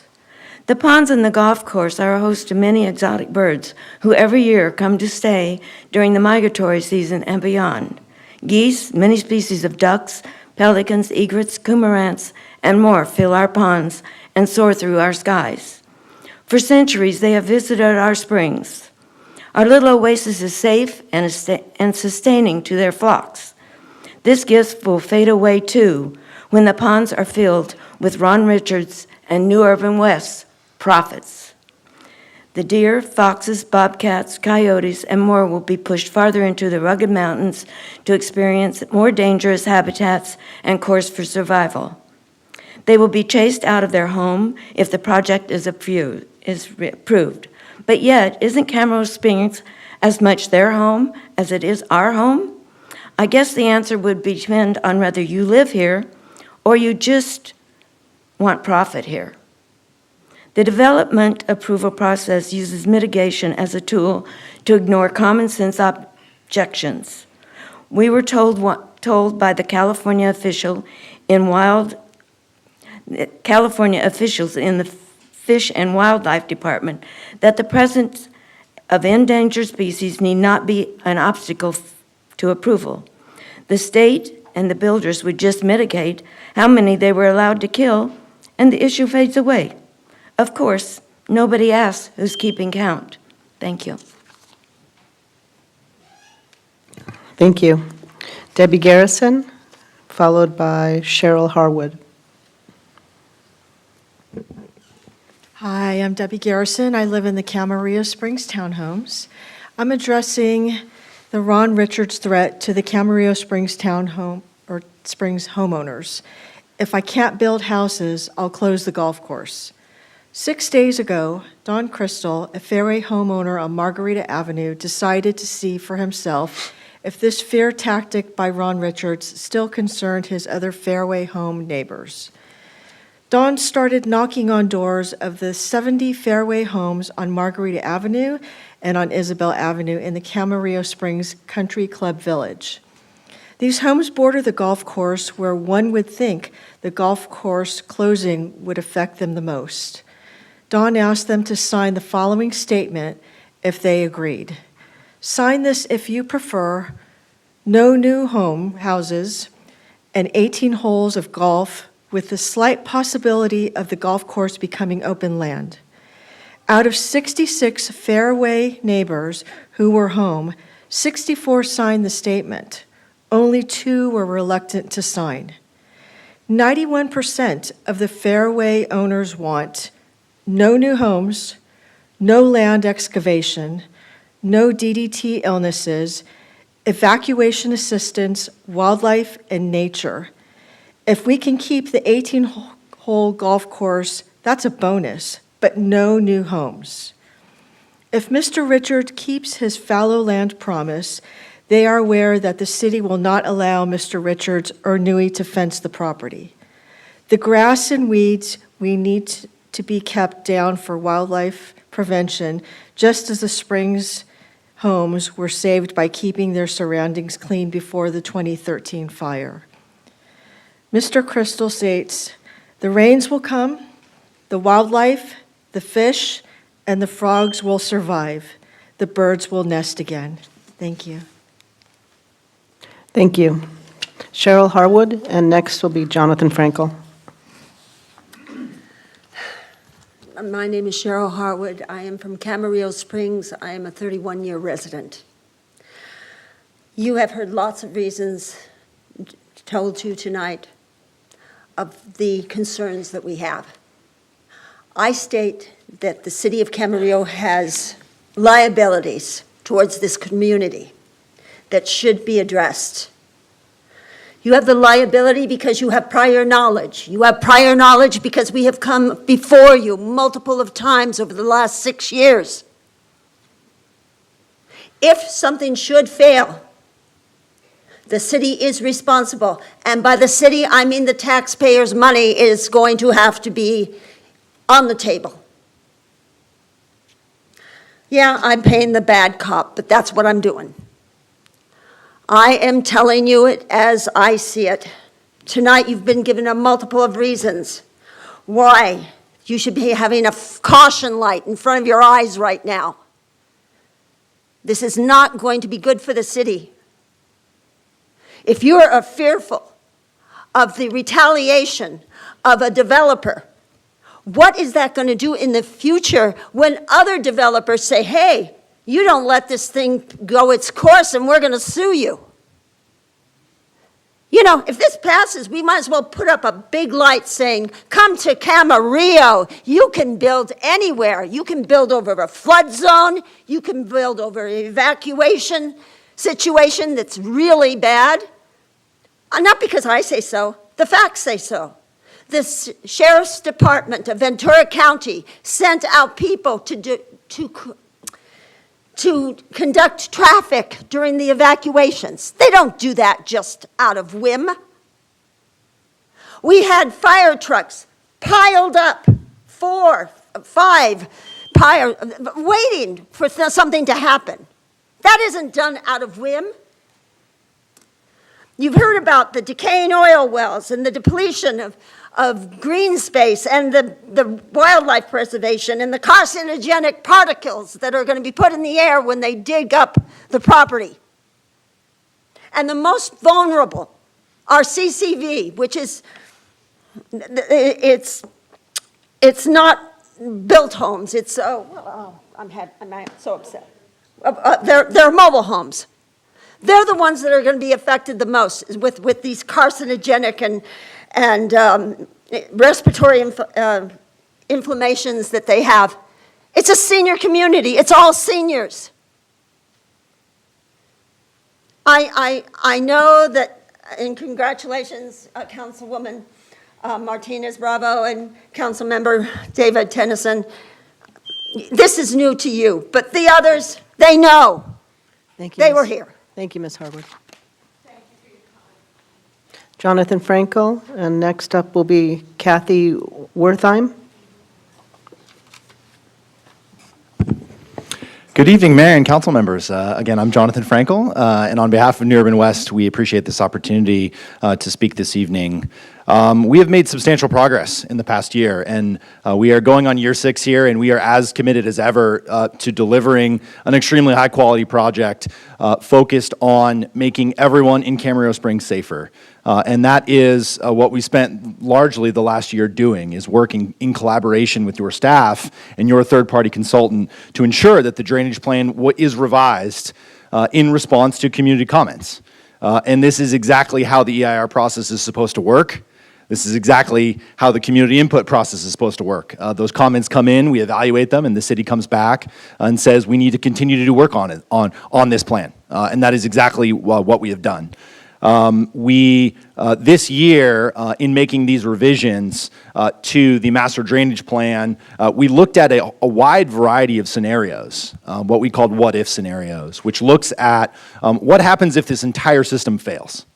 What if there is a catastrophic failure? What if there is debris that blocks some of the bypass culverts that we're planning? And so we really took a lot of time with our engineering team to thoughtfully analyze all of the potential scenarios here at Camarillo Springs. And I think that we can say unequivocally that as a result of this project, everyone in Camarillo Springs will be safer. You can't invest over $10 million in flood infrastructure here and be less safe. Now, of course, we can never eliminate all risk for everybody. There will still be some risk. But we do know that the houses, the 156 homeowners that are in a floodplain today, those homes could not be built today. And as a result of the project, we are going to amend the FEMA flood map and remove those homeowners from a mapped flood hazard zone, which we think is a tremendous benefit to both the homeowners and the city of Camarillo.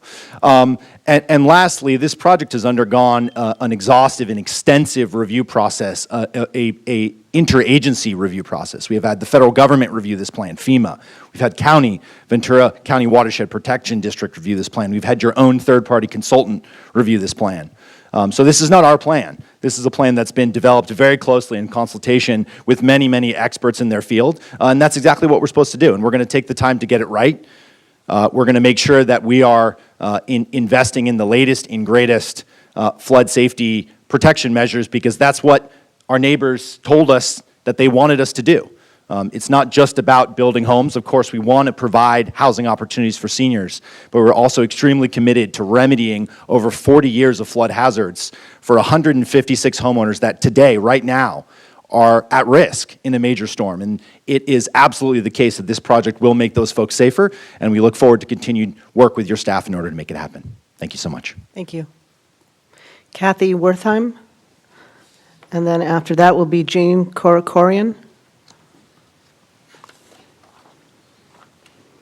Hi, I'm Kathy Wertheim, and I yield my time to Gary Lewis. I didn't know that's how that worked, but I guess it's okay. I didn't either. It's all right, go ahead. We're on the same team. Good evening, Mayor, council people. Welcome to the new council members as well, staff. Nice to see you. My name is Gary Lewis. I live in Las Posas Estates with my wife, Hillary. I got involved in the project almost 7 years ago, as I wanted to do what I could do to save golf at Camarillo Springs. It's where I began my 50-year golf career, as I managed it in the early 70s. It was my belief then, and remains my belief today, that a golf community is better when there's a golf course associated with it. I love this town. This town's been really good to me and my family. Further, I was taught to give back whenever possible, and I'm doing what I can do just to do that. A lot of emotions involved, different opinions, perceptions, good and bad, are associated with this Camarillo Springs project. You have one side saying the golf course is dead and not sustainable in its current condition. The other side maintains the golf course is fine. All it needs is a little more money and better management. One position is based on due diligence of nationally known and respected experts in their respective areas of golf development, operations, and maintenance, and their reports are based on facts and proven studies. The opposing positions of things being fine with just more money and better management is based on what? Someone's opinion, someone without any direct industry experience or knowledge. We believe that home values will suffer and be adversely affected when the course closes, should the course close. This is confirmed by numerous similar situations all across the country, many in California. Others disagree, saying that should the golf course revert back to nature, it'd be a good thing. What's the truth? What are the facts? I urge you to do your own due diligence in making your decisions. Listen to both sides of the argument with as much an open mind as you're able. If desired and needed, I'll be happy to meet with any of you and truthfully answering any questions you may have of me. If I don't know the answer, I won't bubblegum, I won't guess. I'll go find the answer from those that know. It'd be a shame to lose this 50-year public amenity due to negative speculation, conjecture, and innuendo, and not facts. I encourage you to focus on facts and not fiction to get this to a vote as soon as possible. I thank you very much for your careful consideration. It's nice to see you again. Thank you, Mr. Lewis. Jean Korokorian, and after that will be Ron Kester. Good evening, Council. My name is Gene Krikorian. I'm a principal with Proforma Advisors, a land use economic consulting firm that specializes in recreational properties and in specifically on golf course market and financial analysis. My practice includes both public and private clients, but the majority of my work is related to public agency consulting services. I've represented over 100 public agencies on the West Coast over the years on various golf course economic issues. I'm very familiar with this region. Over the past 5 or 6 years, I've represented the city of Oxnard on their River Ridge course, the city of Ventura on their Buenaventura and Olivas Links courses, the city of Santa Barbara on their Santa Barbara municipal courses, all related to golf issues.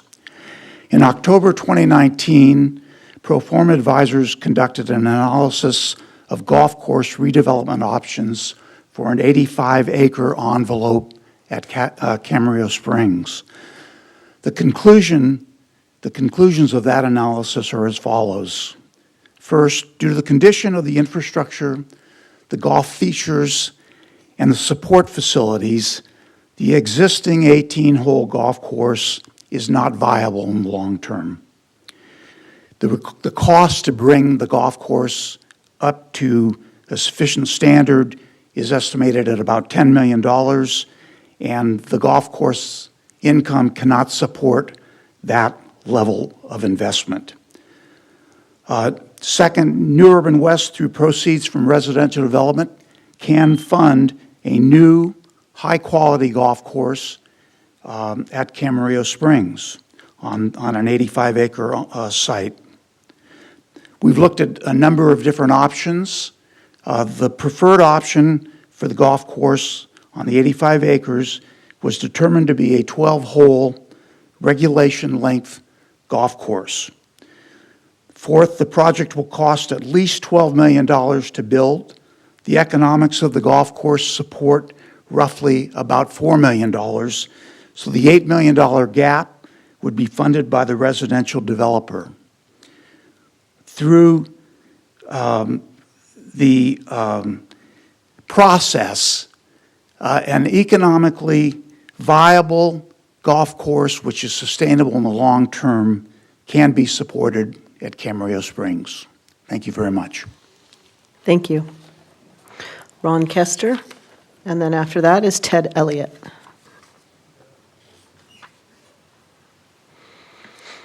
Council members, staff, thank you. I'm Ron Kester. I live in Camarillo Springs at 63 Gatana Avenue.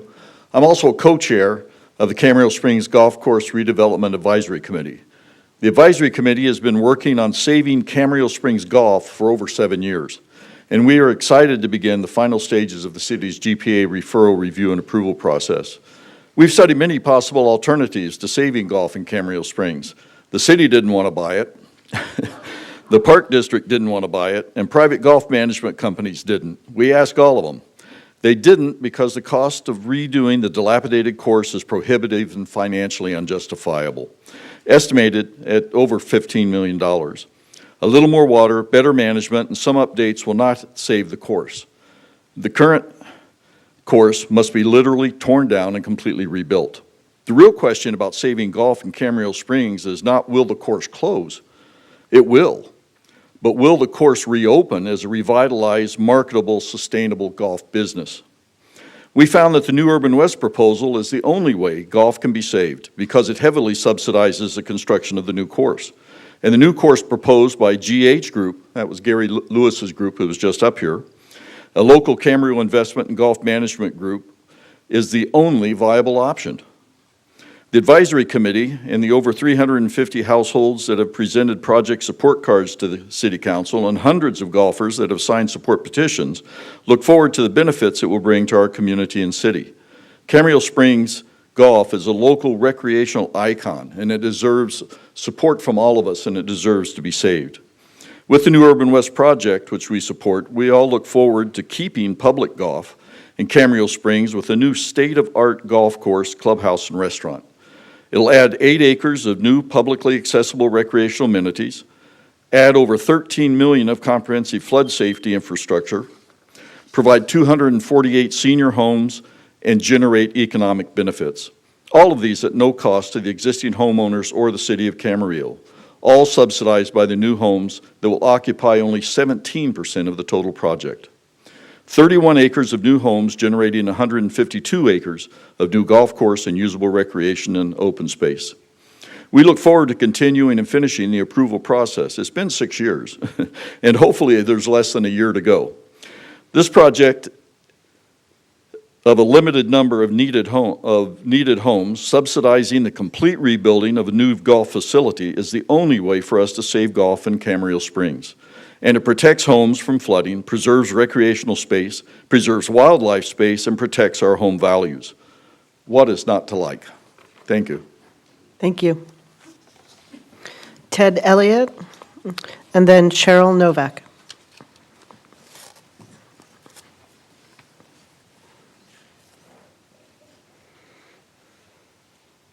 Good evening, council members. My name's Ted Elliott. I'm here to back the proposal. I'm concerned that if it is not approved, we're going to end up with an area that is closed, and ultimately, I feel over the next period of 10 years, there'll be nothing but 10 times the number of homes that are proposed for this. I would love to keep an 18-hole golf course, but it's not feasible financially. So I believe that the proposal that's before you is the way to go. And as Mr. Lewis stated, the experts have looked into this, and I certainly hope that you will do what's right and approve the proposal. Thank you. Thank you. Cheryl Novak, and then Terry Bushin.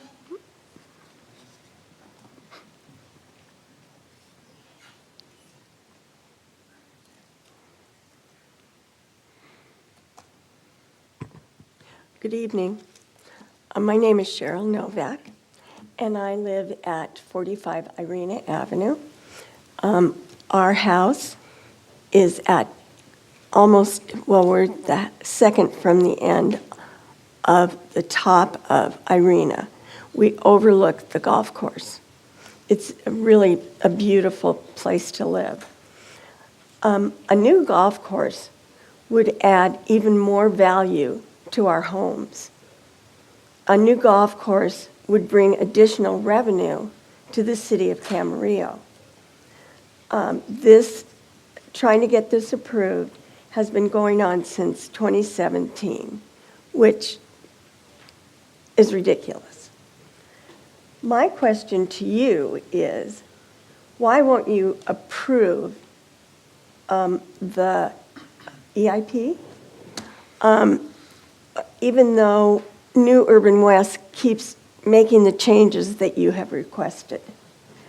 I don't understand that.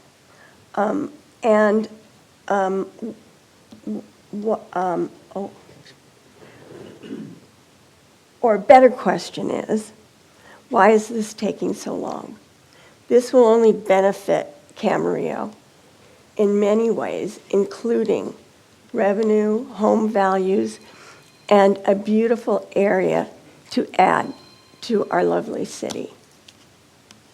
Thank you. Thank you. Terry Bushin. And then I have a card for Gary Lewis. Are you coming back? Yeah.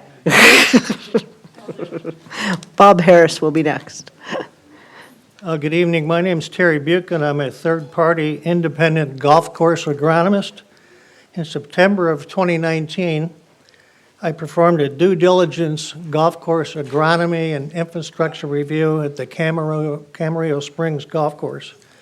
And I presented a 70-page report of my findings.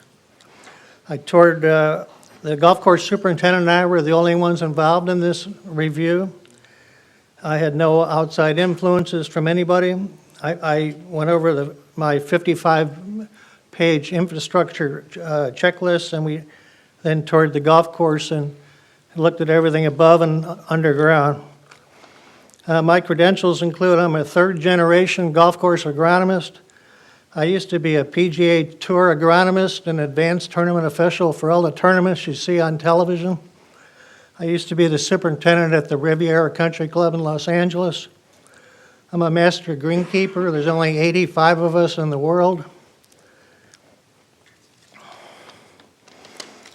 The golf course is 50 years old. The former owner deferred many maintenance projects, so that's one of the reasons the golf course is not in good condition. The former owner also deferred capital infrastructure improvements, renovations, restorations, rebuilding, and upgrading because they were curtailed or mostly eliminated. There's two standards of the industry for life expectancies. One from the American Society of Golf Course Architects, and I wrote the second one. And everything in the entire golf course infrastructure is worn out and has exceeded its life expectancy. The golf course is worn out and it's in poor condition. The golf course is in such bad condition, it will take another major capital investment to make it right. The course is a disaster and not sustainable unless serious money is put back into it. Everything in the infrastructure must be replaced in a short-term architectural master plan. In my 50 years professional golf course experience, this is the worst golf course I've ever seen. The course is one catastrophe away from closing. It's that bad. Today, I did a follow-up tour of the golf course with the golf course superintendent, and it's gotten worse than when I was here 3.5 years ago. Thank you very much for your time. Thank you. Bob Harris. And then next will be Kurt Zierhut.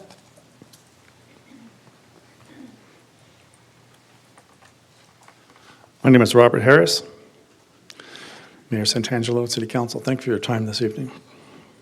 I'm the Executive Director of the Gold Coast Veterans Foundation of Camarillo. I lead a military nonprofit that cares for 42,000 men and women who served our nation and the 200,000 veteran families that live in this community.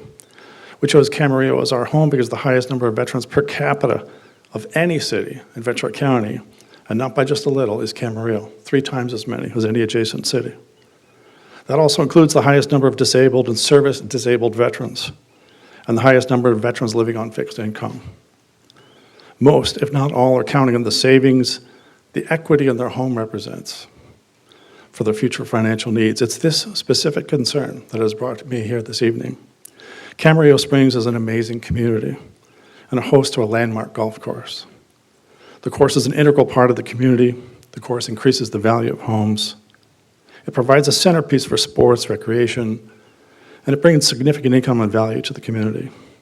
It's also our planned home for our future veteran-disabled therapeutic golf, funded by the Veterans Administration. Everyone wins when the course is maintained at the highest levels and up to the standards of a professionally maintained course. The course needs profound and significant level of work to come up to that standard. Everyone wins when we stand together. Together, as a team, is a defining attribute of the men and women who served our country.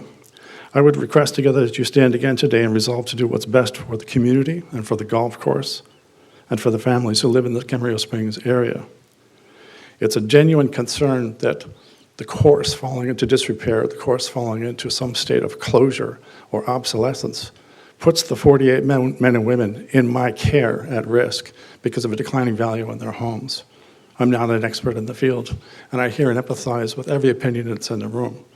I'm here specifically to speak on behalf of those who are at risk, those who are elderly, those who've saved their entire lives, and they see their home as their savings account. Thank you for your time. Thank you. Kurt Zierhut. And then next will be John Gardner. Mayor, Council, good evening. My name is Kurt Zierhut. My wife and I and our family have been residents of Camarillo for about 27 years now. In looking at this facility and the proposal, I am reminded of the gems that these things are in our society. Some people have negative feelings towards them. Maybe it's a wrong way to use land, but we all respect the open land they represent. And I would like to tell a story of another facility like this that is very close to my own experience. A very good friend, very close to 10 years ago, was offered an opportunity to buy a golf course that's a little bit east of here in the town of Westlake. And at the time, it was a bit of a basket case. And company made a decision to make an investment, buy the place, and operate it well, put some work into it to make it a better place. At that time, that Westlake golf course was not much appreciated by the city or the people who lived near it, but it seems like the effort that was put into it made that change dramatically, so that within a year and a half that possession was taken, that facility became the summertime hallmark of the town of Westlake. That is, the 4th of July show that Westlake has is centered around that facility. And I saw that become a key point to the whole city. Everyone who lived around it wanted to go there and experience that. And if you haven't seen what a golf course can become for just a few days in the middle of the summer, you might want to take a look. Otherwise, I would just like to encourage you to make a decision to proceed with this. And thank you very much. Thank you. John Gardner, and then next will be Rob Kontoff.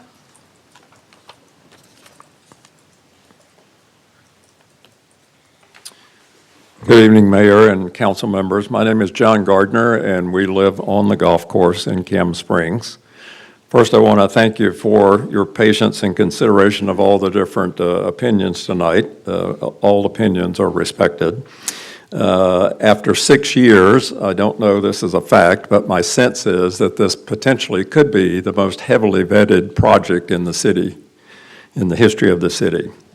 I've spoken on several occasions in favor of this project from the inception because I believe it's a good compromise of the multiple interests and effectively and efficiently solves several serious existing problems.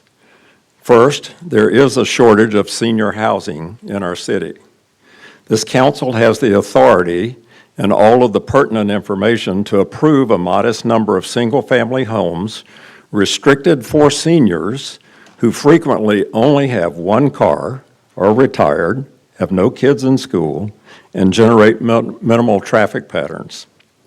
Retired seniors, like ourselves, spend lots of time and money in leisure activities with friends, going to movies, eating out, remodeling, buying furnishing for our homes, etc. My fear is if this council denies this project and the project goes fallow, the state could potentially override city planning, which they're now doing, requiring multiple low-cost housing in a vacant space such as this. It's my understanding that this project predates some of these new state regulations, and it would be advantageous to the city, and you guys, as I understand, have authority to approve this project as it's designed.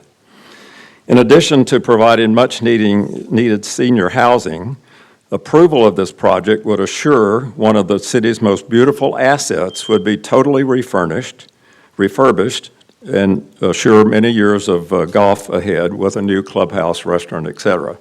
It's also my understanding that in addition to property values and sale taxes paid by the new home residents, sales tax revenue generated by the new course and its expanded operations would be in the hundreds of thousands of dollars and could create scores of new jobs for residents of our city. The previously issued EIR indicated there were no unmitigatable impacts.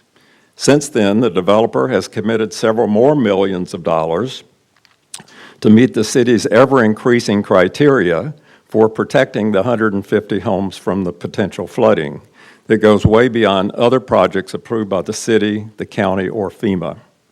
The developer has met all of the city demands with advanced flood mitigation designs, which will be shown to be even more safe and more effective in the new released EIR. Thank you very much. Rob Kontoff, and then Andrew Cromer. Good evening, Council, Mayor. My name is Rob Kontoff. I live at 20 Gitana at Camarillo Springs in one of the mobile homes there. And, you know, I'm a layperson, and we've heard some expert advice and opinions tonight on the golf course. Being a layperson, it doesn't take much to see that our golf course is in horrific shape, and it's been neglected for years. I'm an avid golfer, and I don't play at Camarillo Springs very much. I play at River Ridge. I play all around Ventura County, and I go there because the courses there are well-maintained. I can't even go to the restaurant here at Camarillo Springs because it's closed now.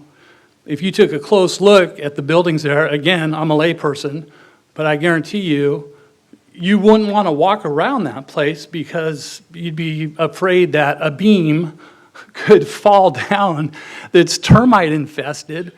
It's just horrific, the current status of that course. And I love golf. And, the architectural committee that's been presented, that New Urban West has put together, they speak for themselves. I mean, they did courses they've helped with North Ranch, with Sherwood Country Club. We'll have a state-of-the-art facility. It will increase our home value. It's just all positive. And New Urban West jumps through every hoop as far as I'm concerned. And again, all opinions welcomed, but it seems to me that New Urban West jumps through every single hoop they need to make sure that this project goes forward safely. And I don't see any other resource come in that would take over the course and put the money forward. The opposition said, well, the current owner should either sell it or manage it, but nobody's going to put up the money that's needed, that New Urban West is willing to put up to make it playable, really. So thanks for taking the time. Thank you. Andrew Cromer, and then next will be Barbara Grizzle. Good evening, Council.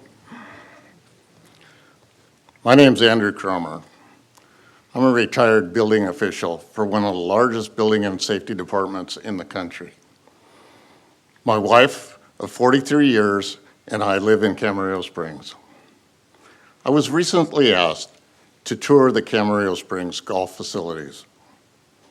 The facts are that the conditions at the facility are appalling, and they are continuing to deteriorate. The infrastructure is outdated and failing. The physical hazards and lack of accessibility will surely lead to an eventual closure.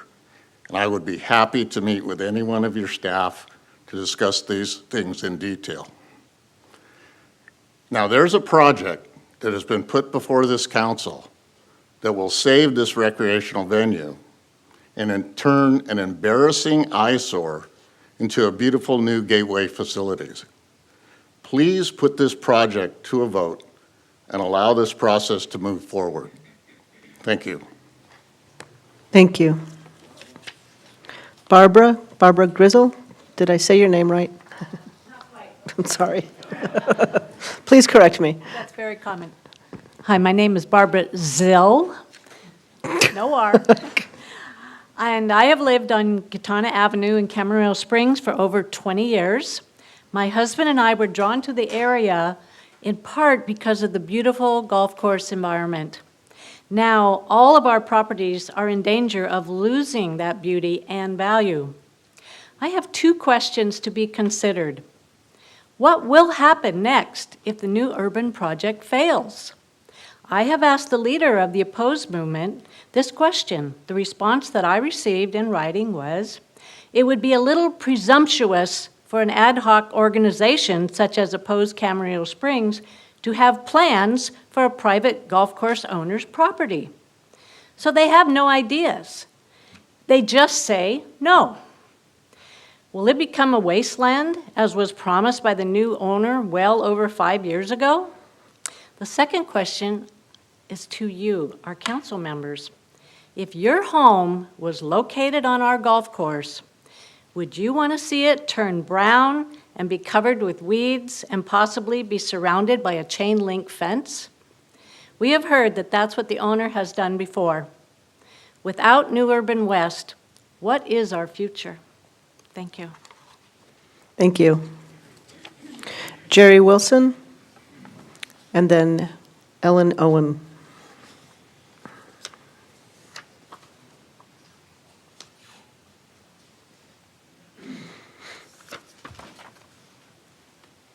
Good evening, Council. My name is Jerry Wilson. I'm a resident of Camarillo Springs. Several years ago, my wife and I retired, and we moved to Camarillo Springs on a golf course. I'm an avid golfer, and we play 3-4 days a week. And I joined a men's club, and we don't want to lose the golf course. And for that reason, I'm supporting it. I look forward to 12 holes of golf.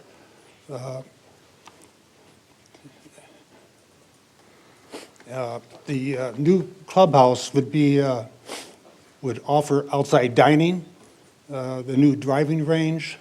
The men's club would continue on, and so I'm here to support it. Thank you very much. Thank you. Ellen Owen, and then finally Sylvia Schnapp.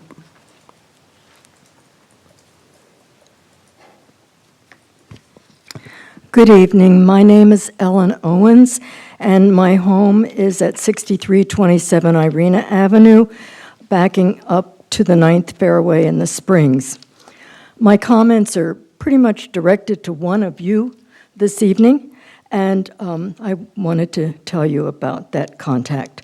Some time ago, I contacted Mr. Kildee concerning the proposed new development, as there were concerns that while plans were being developed and assessed, physical conditions on the golf course might deteriorate. I know him just a little bit through him having a store in the community, so I took it upon myself to ask him for suggestions as to what I could do should I see such. He said very simply to call him. To follow up on that phone call, I want to report to Mr. Kildee and other members of the council that I appreciated his support, and that not in all of this time have I needed to call him. Thank you for your time and attention. Thank you. Sylvia Schnapp.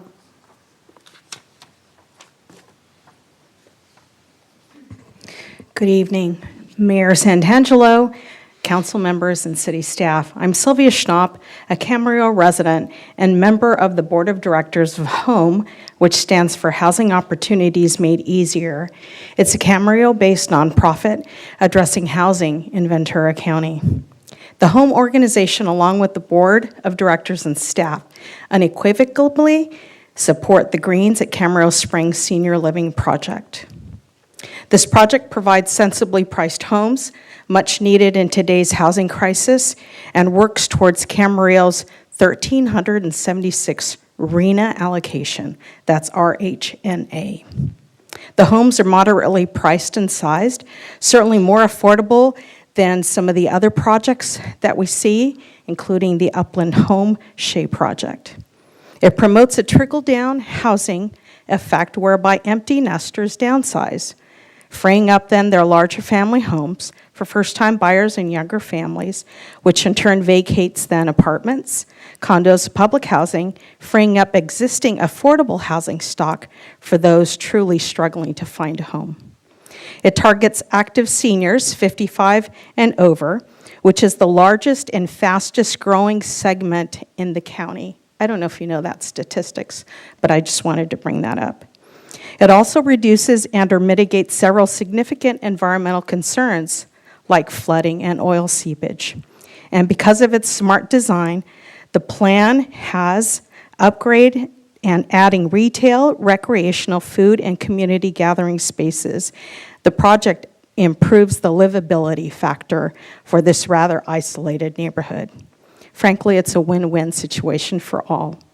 The project has been strung along for almost 6 years since approval of the general plan amendment referral in September 2017, ultimately adding cost to the price of each unit. It's time that we end this delay and let construction get underway. And it's our hope to live long enough to enjoy the improvements of this community amenity. Thank you.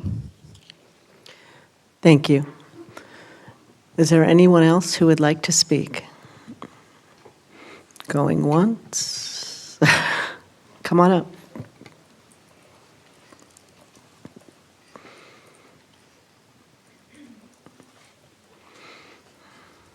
Hi, my name is Kathy Wertheim, and I'm here to speak in favor of developing the 12-hole golf course. So I'm a new golfer, and I just got the bags in the back of my car. It was my New Year's resolution. I set up a couple of lessons with Las Posas experts, and then I had to figure out where am I going to golf.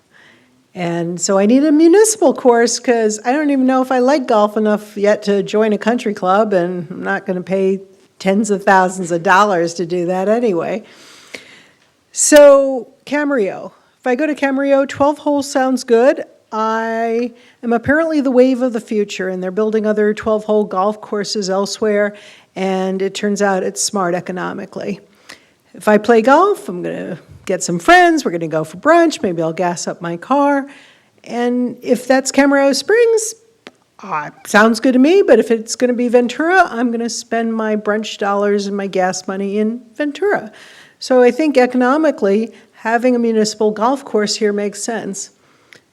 I think that having some new homes is going to be able to foot the bill for fixing that course. I know what renovating my bathroom costs. You're not going to do this on the cheap. That looks like millions of dollars of problems. Just that clubhouse is going to fall down. You guys really need to see that for yourself. So I think economically bringing in some senior homes, I'm a senior, it sounds good to me. I'd love to look at those homes. It sounds like a good plan. But really, you all need to look at this, and this is not a, hour or two problem tonight. This is really, you all are the leadership, and you should be looking at this. You got a floodplain problem. This 12-hole golf course project is going to fix the floodplain problem. I think one more problem you have, and I don't hear the opposition really addressing this, if the golf course closes, that drops the values of those homes overnight, and it'll drop it by about 30%, I think. You look at Zillow, home near a golf course, that is increasing in value. Home not near a golf course, and if it's closed and fenced off, and frankly, I don't believe anybody who says they're not going to fence it off. It's not going to be a nice little wilderness. The whole thing's going to turn brown as soon as you don't have irrigation on it. I think that those people who live on the golf course now, that's kind of their IRA, is the value of their homes. And they're not going to be happy if they have to have their home value drop. Y'all are the leaders. You were elected to do this. Welcome to the new people. And you need to lead on this. I hope you'll move this project forward. Thank you. Thank you. Yes, please. Would you like to speak? Yes. Good afternoon, Your Honors. I live on 79 Margarita. I built my home back in 2015. I spent over $700,000. I do live on the pond, just a prime piece of property I did there because my wife and I decided this is where we wanted to retire. We decided that 40 years ago. We live there because of what it is today, the open spaces, the wildlife, the neighborhood itself. You couldn't find nicer neighbors. And we look at golf. I'm a golfer, but I'm not an avid golfer. And personally, we don't personally care. I took the survey over the last 6 days, which you'll see in front of you, signatures, from 80% of the homeowners that live either on the water or on the golf course are willing to let it go, back to wild if that be the case. We know they can't fence it. We know they can't, the fire department won't let them turn only to a certain degree, so they're going to have to maintain it. And the owner is not going to allow this to happen. He's going to sit there with this piece of property that he has spent $10 million on, and he's going to, why? You think he's going to just leave it like that? Not a chance. He's either going to sell the property to somebody that will, in fact, turn it over and make a nice golf course out of it, or do something else with it. But nobody in their right mind is going to think that they're just going to leave that property sit like that. Do you agree? I mean, I think you do. I don't, 6 years, and to have the seniors and my neighbors being put through this is terrible. We have a lot of people that are ill, they have COPD, they have a lot of issues, and you know they don't need the stress. We need to get the problem resolved. We need to get it resolved as soon as possible. This is really terrible. I can't imagine that this continuing this long. And it's such an obvious factor. All they talk about is golf. Golf is fine. I love it. But as far as the homes, I'm going to be looking at typically 3-story houses out of my backyard, a 10-foot berm and two-story houses, 24, which will completely block the mountains in my personal view, which will actually make the value of my house decline, as far as I'm concerned. Who are they going to make the difference up? I know what my value is. I have the appraisals. And are they going to pay me the difference? Anyway, thank you so much for your time. Thank you. Would anybody else like to speak? Come on forward.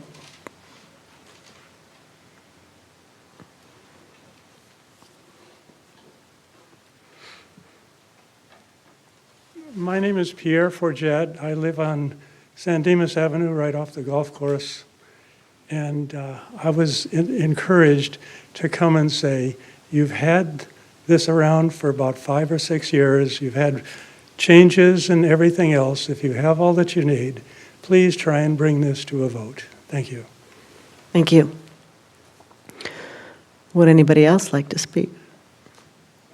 Okay, I think we've gotten to the end. Do we need a motion on this? It's just a status report? Okay.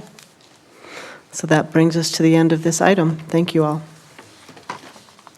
I think with this, we're going to take a 15-minute break. Is that okay with everybody? Okay, so we'll come back at 7:40.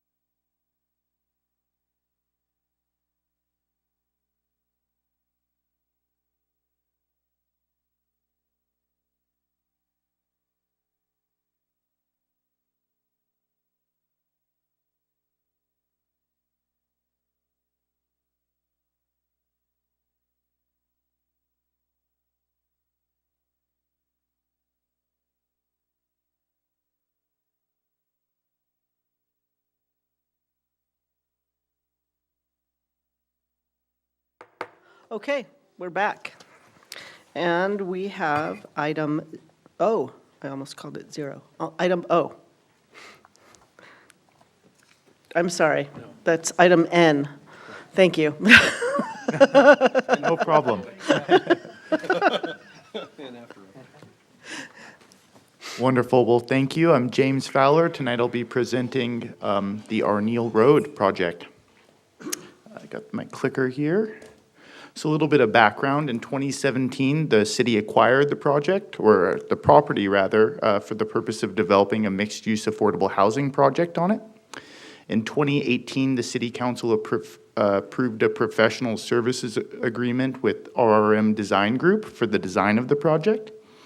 In 2019 and 2020, the city received submittals from RRM for the proposed mixed-use project, but corrections were required on the submittals. In 2022, city staff received the third submittal and found the submittal to be complete. So staff has brought forth the general plan amendment, GPA 2019-2, change of zone CZ 329 and negative declaration 2023-1 to allow for the future consideration of the actual mixed-use project, which is CUP 400. We need to get all this stuff in place first before we can consider a CUP 400. CUP 400 is a proposed development consisting of 9 multifamily units and 500 square feet of commercial space in 2 separate buildings. So a little bit of information on the project site. Located north of the 101 freeway on the east side of Arneal Road, you can see Jiffy Lube just to the north of the vacant lot and Brake Masters to the south. Some information on the current land uses, or designations rather. So project site is general commercial. The zoning designation is commercial plan development. To the north and south, both general commercial and commercial plan development. To the east, medium density residential and its residential plan development. To the west, commercial mixed use, and in the Camarillo Commons mixed use zone. So the general plan amendment is to change the land use element designation from general commercial to commercial mixed use. The change of zone is to change the zoning designation from commercial plan development to village commercial mixed use. There were no significant impacts found in the negative declaration. So the Arneal Road mixed use project is consistent with the general plan, its community goals, and economic development strategic plan. The proposed mixed-use project was committed to in Program 18 of our housing element, and we've already counted it towards our regional housing needs allocation, or RENA, in our housing element. Approval of the GPA, ND, and CZ will allow for the consideration of this project, as I've already said. The proposed project would finish off the existing sidewalk there. The proposed project exceeds parking requirements, and there are 20 parking spaces proposed. You can kind of see the proposed elevations there, but it's a nice kind of Spanish mission style. It adheres to the Heritage Zone standards in that it's Spanish mission style, as I said. The 2-story building fronting Arneal would include commercial space and community space for residents on the ground floor and 2 one-bedroom residential units on the second floor. The 2-story back building would provide 2 two-bedroom units and 5 one-bedroom units. On February 28, 2023, staff presented the proposed GPA, ND, and CZ to the Planning Commission. We received 3 verbal comments from neighboring business owners in opposition and 1 written comment in support of the proposed project. The Planning Commission voted to recommend approval of the project to the City Council. So the suggested actions are to adopt a resolution approving the negative declaration, adopt a resolution approving the general plan amendment, and request a reading of the title of the ordinance and introduce the ordinance. That concludes my presentation. Thank you. Do we have any questions? Mr. Kildee? Yeah, now are these going to be rental units or are these for purchase units? Rental units, and they're restricted, or they're proposed to be restricted to very low income people. Okay, and as far as the zone change from, I believe it's village commercial, is that to take in concurrence that there's going to be, I believe you said the 500 square feet on the bottom and then living on top. Is that why we have to change it to the village commercial? Right, we need to change the zone in order to enable the residential and commercial in, together. And it's been a while. So it's 500 square feet per unit. I mean, there's going to be two 500 square feet facilities that are separated? Am I right on No, that? sorry if I was unclear. So it's 500 square feet of commercial space total. Oh, total? Yes. Will it be like in one facility? Will they split that up or how? So in the front building, that's the only building that will have a commercial element, and it'll be on the ground floor. In the back building will be exclusively residential. Okay, so with that, like, what would some of the uses be, perhaps, not to put you on a spot or anything, Yeah. but, you know, with only 500 square feet, what can we expect?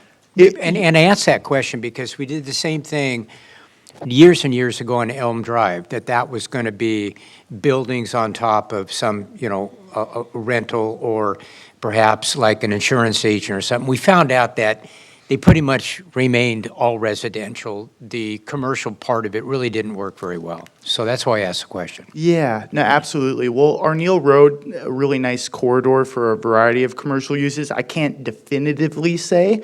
I think kind of growing up around the Village at the Park area or living there for a substantial number of years, you see a lot of nice kind of little stores even occupying those small little mixed-use spaces on the bottom half of that corridor kind of leading to the soccer fields.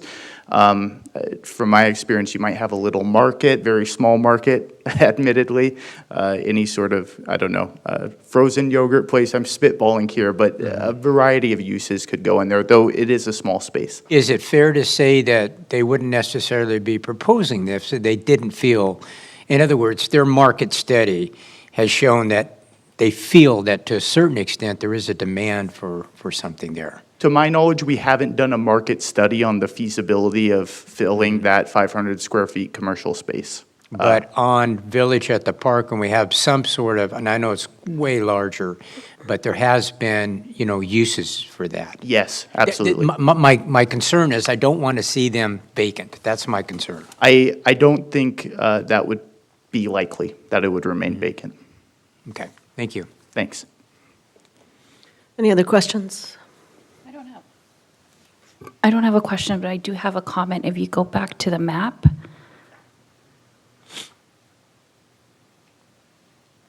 So I've driven by there, and as a mom, and I have children. My only concern with that is it's next to two, it's on a very busy street. And so I know we're not voting necessarily on a project, just on the zoning, right? But I'm thinking if there's any entrance that would be right on Arneal, I just have concerns over some of the safety with, you know, children coming in and out. And I imagine that they're like studios or apartments are going to be quite small as well. Relatively small. They won't all be one bedroom, but Right. most of them will be one bedroom. I think when the city council originally envisioned or kind of started this process, you know, families with children may not have been envisioned for this specific complex. Yeah, I mean, I see that, you know, would work maybe for adults or for students, you know, and it would be great walkability. But because of the safety issue, I just wanted to make that comment. Thank you. Okay. Any other questions? All right, this is a public hearing, so I will open the public hearing and see if anybody would like to make a comment. Seeing nobody come forward, I will close the public hearing and bring it back to the council to see what they would like to do. Any questions? Comments? I'm in support of this, Okay. so, Counselor, can we do all four of them at one time, or should we do them separately? You can just make a motion to accept staff's recommended action. I'll make a motion that, for the general plan amendment, that we accept the necessary general plan amendments that are before us.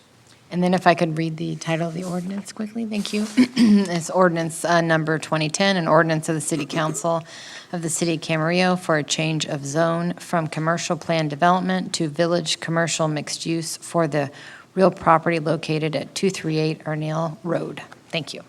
I'll waive further reading and introduce the ordinance.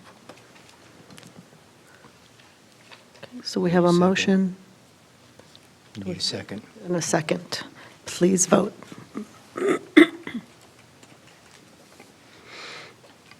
And that passes unanimously. Okay. That brings us back to oral comments. So let's start on this side this week. Mr. Tennyson.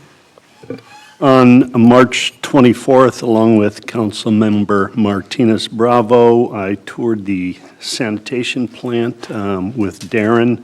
Very informative. I won't share some of Councilmember Bravo's actions out there, but I'm not sure she enjoyed it. I was amazed that this plant processes 3+ million gallons of wastewater a day from the city of Camarillo, so maybe Camarillo ought to look at some other alternatives. March 25th, I attended the City of Port Huenemy's 75th birthday celebration and presented the certificate on behalf of Camarillo. On March 26th, I had the opportunity to be a guest server for Many Mansions Bowls of Hope at CLU. On April 1st, along with Vice Mayor Tremblay, and I'll let him tell you about the inside, but I attended the commissioning of the literal combat ship number 32, the USS Santa Barbara, an impressive-looking ship that looks super, super modern, and if I could afford one, I'd have one in my little harbor behind the house.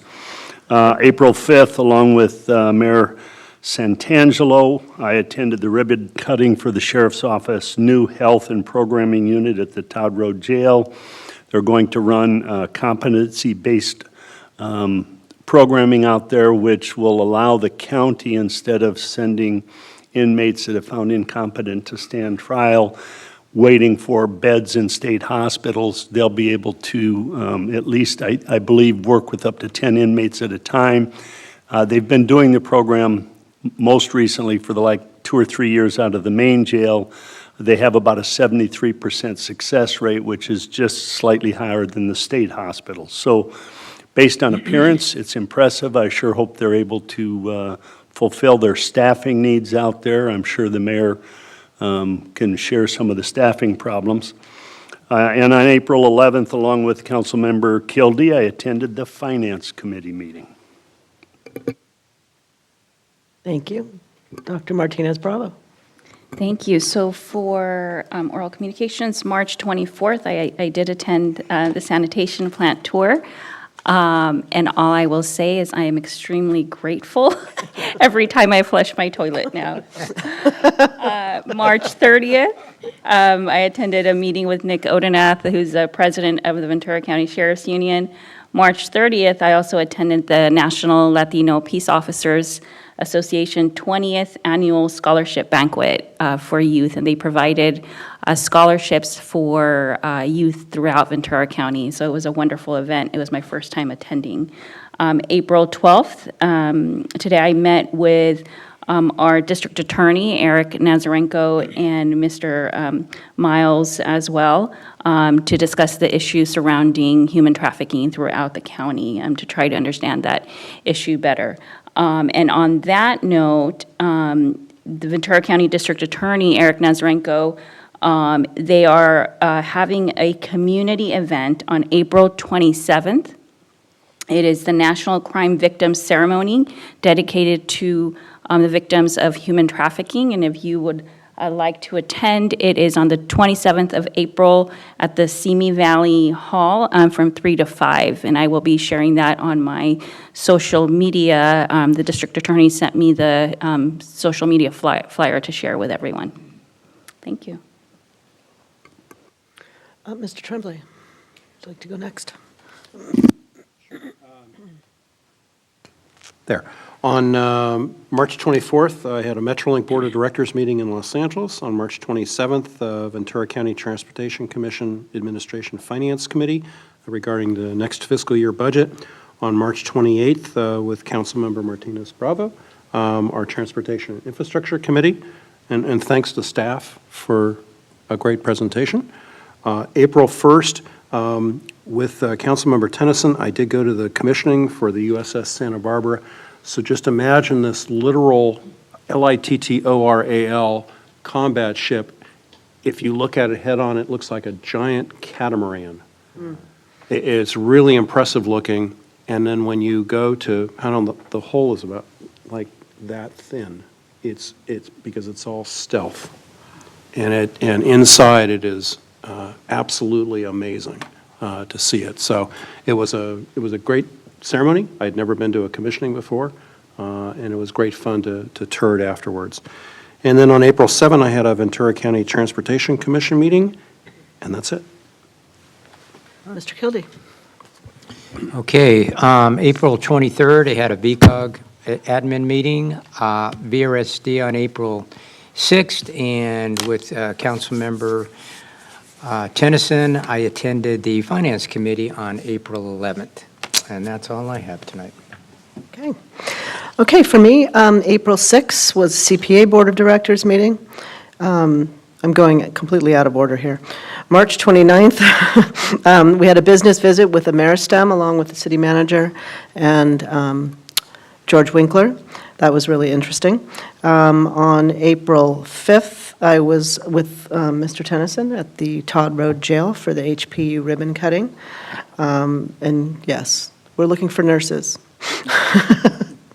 And then yesterday, on April 11th, I attended Monte Vista Middle School to celebrate the Educator of the Month, Paige Shelton, who was completely surprised, and her family was hiding behind the screen, and it was just fantastic. So they're always my favorite events. I just love celebrating our teachers. So that's all I have. Mayor Santangelo, if I may, I missed, I think Councilmember Tremblay mentioned it, but just for the record, on March 28th, I did attend the Transportation and Infrastructure Committee. Thank you. Okay. All right, that brings us to the end of our agenda. So with that, we will adjourn. And actually, if I could just make one note on closed session. Never mind. So there I take was it no, it's all right, no reportable action, but I wanted the record to reflect that Councilmember Kildee did not attend one of those closed sessions due to a conflict. Thank you. And now I will adjourn for real.